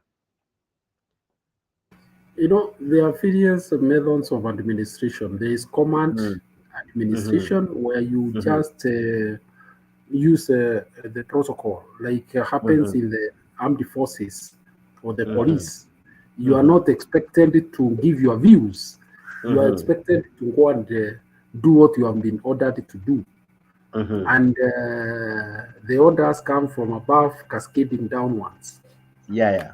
Then you have a democratic administration where you discuss in a structured manner and agree this is the way forward. Let's do this. Then there's a laissez-faire where you each does his own thing out there. So it all depends also on the personality, in the sense that this is a person who was tutored in a command and administration. Then he also happens, unfortunately, to have a deputy who was a DO, who are used to command. So it reinforces that command system. And it has its own benefits, it has its own downside, but in this case, particularly because of the constitution we have, it has more negatives than positives. So that is why you find the CSs are obscure. You cannot see them. Sometimes they disappear moments because them, although they have what they have prepared to do, they have to ask. There is a lot of bureaucracy. They have to be certain that is exactly what the boss wants. Even for very basic things. Yes. So that has its own disadvantage because it could mean delays in doing some things. Now, I have a question now concerning some of the cabinets. Let's go back to Musalia. Today he says a statement that it's more of a proverb, or rather ni mafumbo. Very soon, we will make an announcement, really, when a government is working, when a government things are working, will the government be the one to tell us, or as you I think earlier said, mwananchi ata notice too, but here they want to announce what could be on the pipeline? I'm sure this is a difficult question because I am sure you don't know, but looking at our status, our economy, from where will the rescue come in, so that when they announce it, will say enyewe ama ni mafuta ikianguka bei, that will be maybe the mega announcement, or what could be that one thing that Musalia was relying on, because a drowning man will catch at a straw. What is that straw of hope he was trying to help Kenyans see that very soon they'll be making an announcement? What do you think that could be? I would want to look at that thing on two fronts. One, it is a manifestation of how gagged these people are.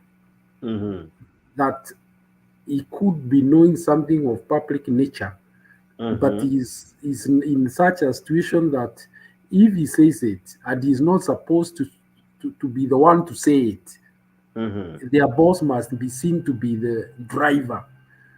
Then you have violated one of their terms of engagement. That's one. Number two, it could be just a way of managing the expectations of the people. There could be nothing much that really is coming, because let's even assume, because they signed this European Union trade agreement, let's even assume that they agreed the fish from Lake Victoria could find some markets. I don't know. It's just a speculation. Would that be a momentous announcement? I don't know. So I would also wonder why a leader of that nature would go to leave people in such suspense. If you don't want to tell people something, just keep quiet until that time when such a thing is ready to be said. Mm-hmm. But to go in a rural place like that one and tell people that soon something is going to happen. Mm-hmm. I mean, that's not the way to administer a country. Mm-hmm. Yes, it is not. Now, even as we near wrapping, because I have like 20 minutes thereabout, we have let's finish up. Okay, we cannot really finish up all the CSS, but let me go to the deputy president. What equally played out during the weekend was Nyoro him Tasso, yeah, where the supremacy had, of course, the president had to make a statement. Didn't the Nyoro equally had to say, we are fully backing the president and his DP. But when you look at that cycle, that pool already, why is it that already Gashagwa is a person that many, I don't know if you saw the number of MPs are gagging against him, including from his own backyard. Yet we never saw this happening before. We have never seen a DP being fought from his backyard. Ruto got all the support he got from his backyard. As much as we had Alfred Cartel and all, but the support was quite humongous. That Akina Cartel never said we change Ruto, we put Murkomen. They just fought Ruto endlessly, you know. But and equally they didn't try. Of course, they had their own issues. But Gachagua, they're even calling for his replacement come 2027. The president had to cool down the momentum. It was picking up. It was really picking up, that fight between who replaces him. Yet it's only 1 year. Why is it that people are yet to embrace Gachagua, either as the spokesperson of Mount Kenya, because he still has a fight with Maina Jenga? Why is it difficult for the mountain to really quick, fast replace Uhuru Kenyatta's ideologies and all, and now embrace Gachagua? I don't know if even you saw the clip. It's because it is in vernacular, but someone was able to interpret for me of a huge gathering of Kikuyu people praying and asking for forgiveness from Uhuru Kenyatta. I don't know if you have seen that clip. But in any case, what do you make of that status of DP Gachagua?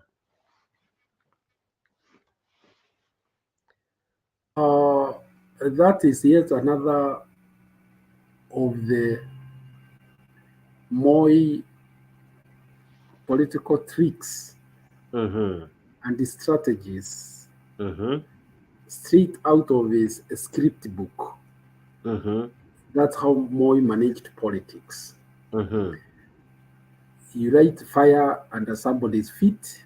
You move at a distance, or the feet is being roasted. It is hard to say enough. And it serves two purposes. One, it weakens the person from consolidating the power, like Rigathi, because right now Rigathi should be consolidating at least the Mount Kenya power.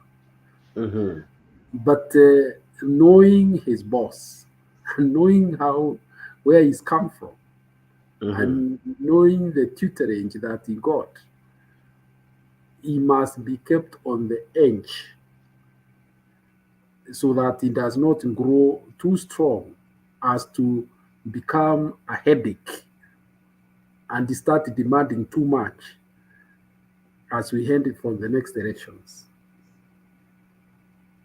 It happened to Kibaki. It happened to others, including George Saitoti. It's just a more political 101, managing politics. You heard somebody talking of a hidden hand. Where do you think that hand is? Do you think that's a very is a hand out there? The hand is right at the core of the government. And in saying that, I know you understand what I mean. The person lighting fire under Rigath's feet is just standing next to him. You understand? Because Rigathi is proved he is not a pushover. Even in getting that position, did not just come. He muscled his way through against many odds, including being rejected by the whole lot, and with the preference being Kideki, but he managed to get it. He muscled. He actually pushed his way through.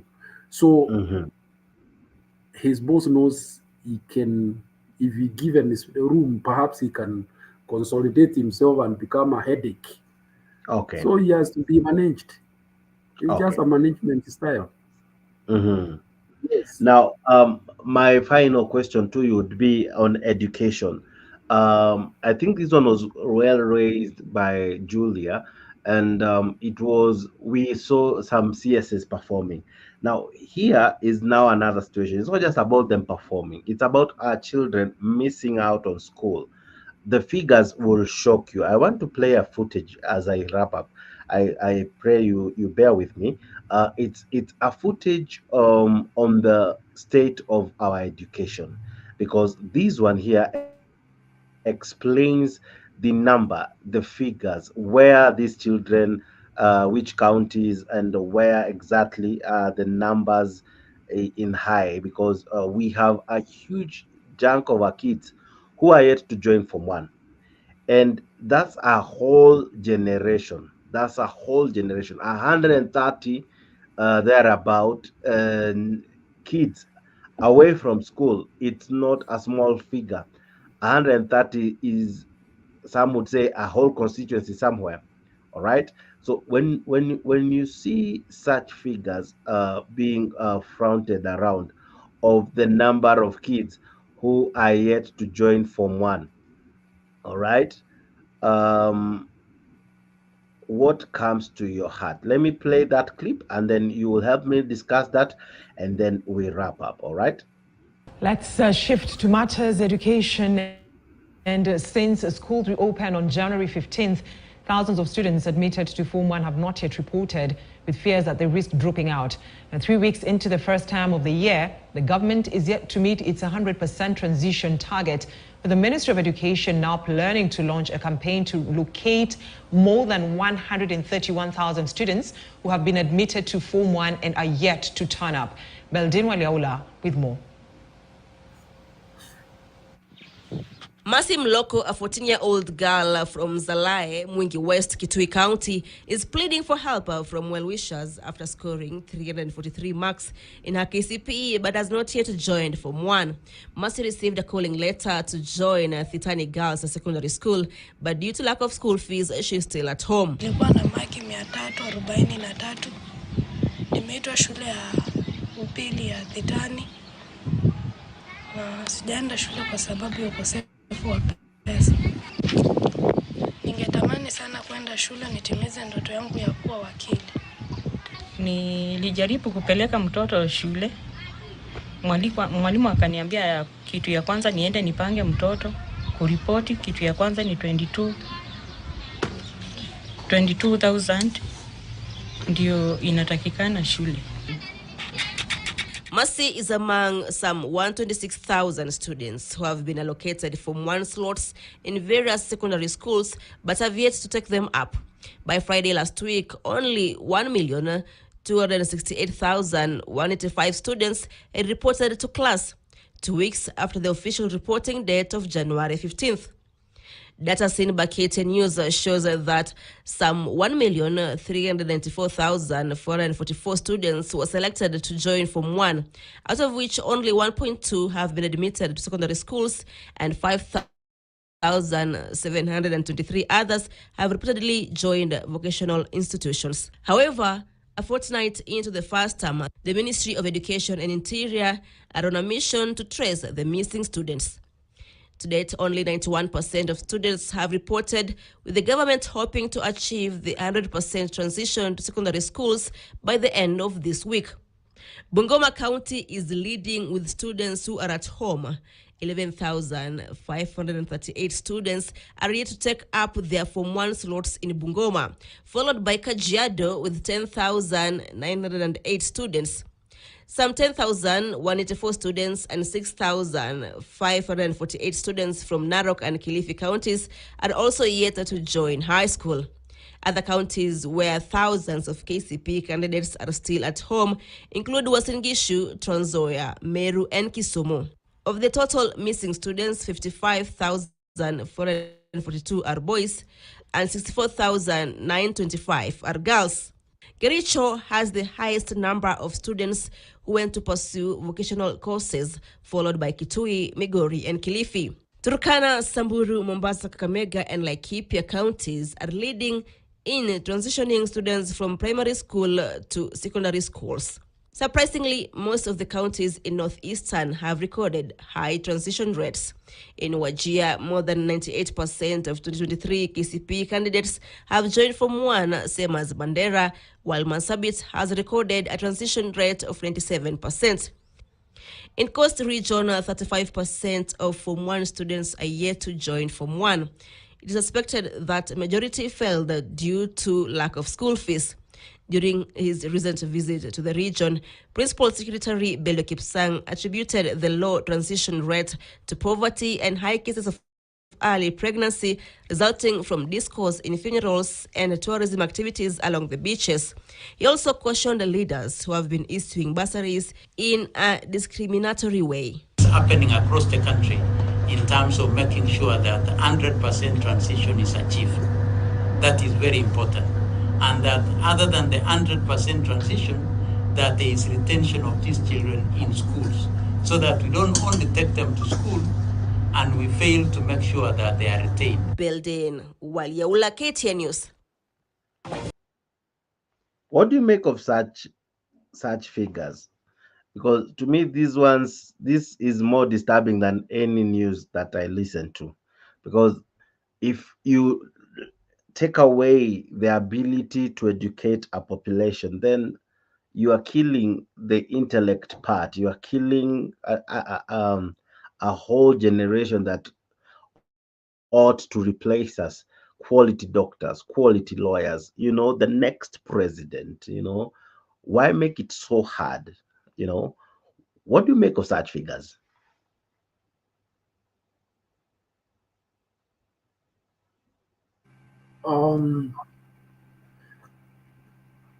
First of all, I think the figures are not comprehensive because I've not seen what they say is the enrollment rate in Mount Kenya region. I've not seen any of the counties mentioned there.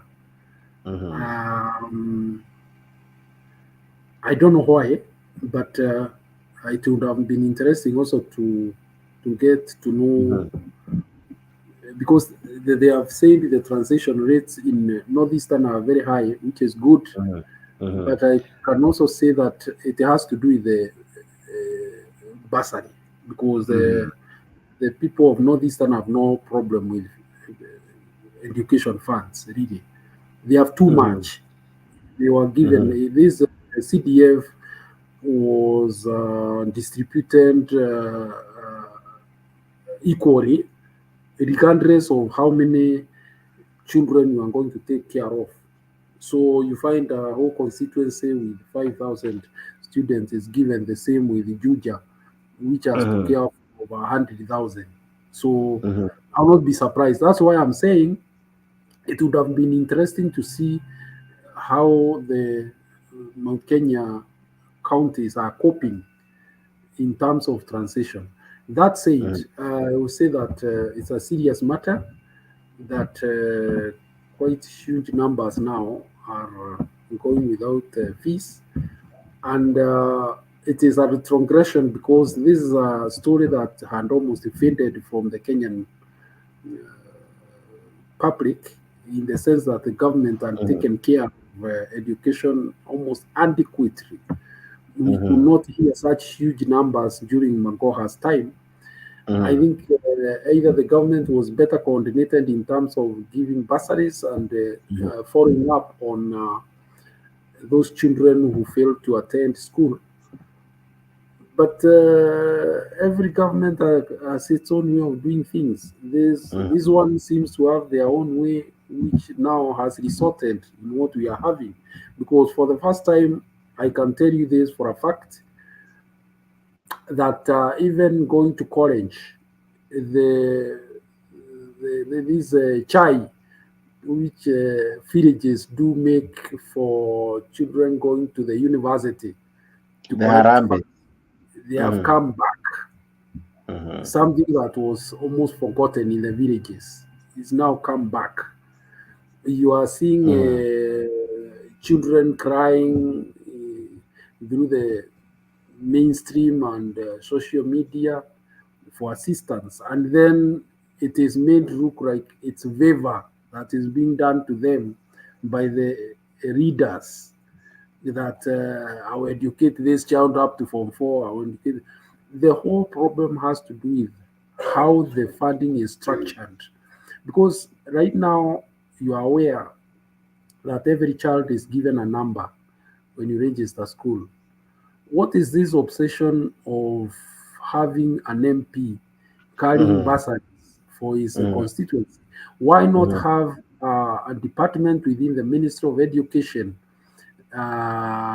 cascading downwards to follow up on children who need to be assisted to finish their education? Because that would be a better way than the indignity of having people line up for hours on end waiting for somebody like Jesus Christ who is coming back. Yet it is the same money that has been collected from the same taxpayers. I think it is time the public started demanding respect, because honestly, there are better ways of following up and paying for the fees of these children. And if a policy is made that is uniform across the country, it doesn't matter whether you are in Karachuonyo or you are in Wajia or in Mwatate. If it is a payment of your allocation, it is done seamlessly through a structured manner. So that removes that possibility of even politicians misusing the bursary funds, because you have heard the PS saying that some are giving bursaries to those who voted for them only, the shareholders. You see now, when things are done that way, they end up creating the situation that we have right now. Yeah, so I hope the government will take its responsibility very seriously and make sure that those children who are over 130,000 go and occupy their space in education institutions where they have been called. Fantastic. Now, I wish to ask you to give me your closing remarks. At least today, you become the lucky one. You have never been part of the closing remark. So help me have you say your closing remarks, then I will wrap up. Well, in my closing remarks, I can only say that we are at the center of a very hard time. Perhaps the last time this country was in the kind of situation we are in, and the confusion, the hopelessness, was sometime in the 1990s. And desperate situation where even hope is lost. You know what keeps people moving is hope. Hope that you can start something even small and then grow into something big. Today, even starting something small has become difficult. And that now kills hope of very many youths, particularly. So we have a fight in our hands for the very survival of this country. And unfortunately, when things start taking the route of defying the Constitution and the law, then it sets a bad precedent that can finally break the country. So All right. it is an appeal Mm-hmm. to those in administration to adhere to the rule of law. It may look inconvenient to them, but they must know that the moment the public knows that the laws are no longer applicable or they just mean nothing, the people could go for them. So the only safeguard they have is to keep the narrow path of the law. And for the Kenyans, we got to keep pushing, because governments are not known to be charitable organizations. In fact, most governments do things because they are pushed. Unfortunately, right now, what we have is a compromised parliamentarians who seem to be contented with the situation on both sides of the defined. So the public, the civil society, has no option but to occupy that space of pushing matters of public interest. You are also aware that the government is keen on weakening the media, especially the mainstream media. They have now said that they will give advertisement to only one newspaper for whatever reason, but that is the implication is that they would want the others to weaken. That in itself is a very serious matter, especially in terms of democratization of our country, because media is a key pillar of democracy. So we have a fight in our hands, and if we let the ball drop, then we'll go back to where we were in the Nyayo era. Thank you. All right, beautiful Guru. Asante sana kwa your wonderful submissions. I know we will be getting more of you and more of many other submissions from most of all of us, if not all of us. Asante sana Bwana Guru. I am so grateful. All right. Thank you so much. Have a pleasant night. I'm sure you would wish to take a nap and all, but I wish you a good week and see you very soon. Thank you so much, Bonaguru. All right. Now, ladies and gentlemen, asanteni sana, because when we started at a high, we end it at a high. You guys are just but an amazing crew. You guys are amazing, and allow me to thank you more especially you ambao umekea mpaka saizi ukitutazama, asante sana. I see the numbers are still high.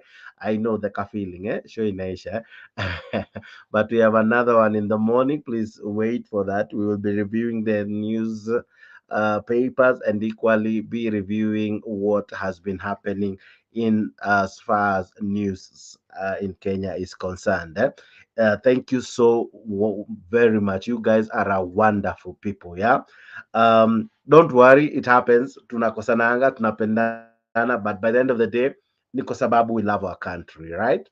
We love our country, both Kenya Kwanza, Azimio. No one made a mistake. Yeah. they did their democratic right, voted. Some lost, some won, some agreed, some disagreed, some were aggrieved. But whatever happened, we must move on as a country. And that's why we make such shows, so that we have divergency, so that you can speak your heart, speak your mind. Yeah. I might not like it, but hey, I have to live with it. All right. And that's why I appreciate all of you, both kwa comment section, kwa viewers, kwa panelists, everyone. I have no beef with anybody, because you guys are just but amazing. You make it happen somehow. You make it happen. All right. Thank you, Watuote. It is always about you. We love listening to you. Personally, I do, because you guys listen to us. Asante sana. Imagine this late, I still have over 40. I'm ending the show with over 40. At times I end with over 50. Still watch. I know the feeling, but the show has to come to an end. But we do it again tomorrow morning, and same time, same place tomorrow at 10 p.m. East African time. All right, watu wote ambao mnatazama from wherever place you're joining us, thank you very much. And equally allow me to thank another special group, the comment section. You guys are amazing. Asante sana Bwana Geoffrey Ruto, asante sana Remos Yegon, asante Josh, asante Geoffrey Kibwaro, and many ambao comment. Akina Goodyear, you guys, oh my goodness. If I could ever repay, I would repay. I would. But allow me just to say thank you for even typing. You know, you took time to type. Thank you very, very much. Your sentiments, we appreciate. Personally, I do. They can be controversial. They can cause some eyebrows. They can cause some they can be ill intent. But by the end of the day, hey, asante sana, right? I appreciate all this. Nikki Bao, I cannot even read all of them. Clavins Carita, asante sana. Geoffrey Ruto, asante. Goodyear, asante. Ramos, asante. Nyayo 40, asante. Beast Mode Reloaded, asante sana. He Who Sees, asante sana. My goodness, this Nikki, they were many. Hassan Mwatia, asante sana. I might not even read all of them. I might not even read your name, but the fact that you wrote, asante. All right. See you tomorrow. Please subscribe to Afrique24. Here the conversations never really stop. And again, remember on Friday we have another good show that started this Friday. Please stick around. And for you to know it, please, Ebu Ingapo Afrique, Tafuta Show Friday. Tafuta Show Friday. It wasn't in Mtembei. It wasn't in most of these other platforms. It was in Afrique. And where? Atacha nisimwage. Let me not be a spoiler. Ingie huko ndani. Asante sana. Kesho ni paper review. Naona tayari akina Goodyear wanangojea. We will have a good one. Please subscribe to Afrique24. Make it your #1 channel. Bye. See you tomorrow. I love you guys endlessly. Thank you, my panelists, Akina Julia, Kenya Rebel, Mr. G, Mr. Alex, Mr. Guru. Oh my goodness, let me not forget any of you, but thank you too sana. Asante Penyagaka, asante sana, asante all of you. You guys are just but amazing, eh? And to those who make this show possible, the support staff, the management, everybody, yeah, the channels that we are affiliated to, Mtembei, Leo, Kenya Digital, Kenya 4, you know, Afrique pia zote, Leo TV zote, asante sana. Let's do this tomorrow. Bye. Allow me to leave you kama kawa with a nice one. I don't know kama jana mlipewa, lakini yeah, jana ilikuwa mrefu, mlichapa masaa 8. All right, I have to end this because we have to be in another one in the morning. So allow me to take a breather for now, but kesho, kama kawa, kama dawa. See you tomorrow. Bye. God bless you. I love you guys. Bye. Tunasonga mbele watu wote wa Jamhuri Kenya yetu. Tunasonga mbele watu wote wa Jamhuri Kenya yetu. Haya sisi sote wananchi tushangilie. Kwa Jamhuri, kwa Jamhuri, kwa Jamhuri Kenya yetu yaenda mbele. Kwa Jamhuri, kwa Jamhuri, kwa Jamhuri Kenya yetu yaenda mbele. Mwaka wa 60 umefika, tangu Kenya iwe huru. Mwaka wa 60 umefika, tangu Kenya iwe huru. Haya sisi sote wananchi tushangilie. Kwa Jamhuri, kwa Jamhuri, kwa Jamhuri Kenya yetu yaenda mbele. Kwa Jamhuri, kwa Jamhuri, kwa Jamhuri Kenya yetu yaenda mbele. Twaenda mbio kokote, Kenya yaenda mbele kokote. Waende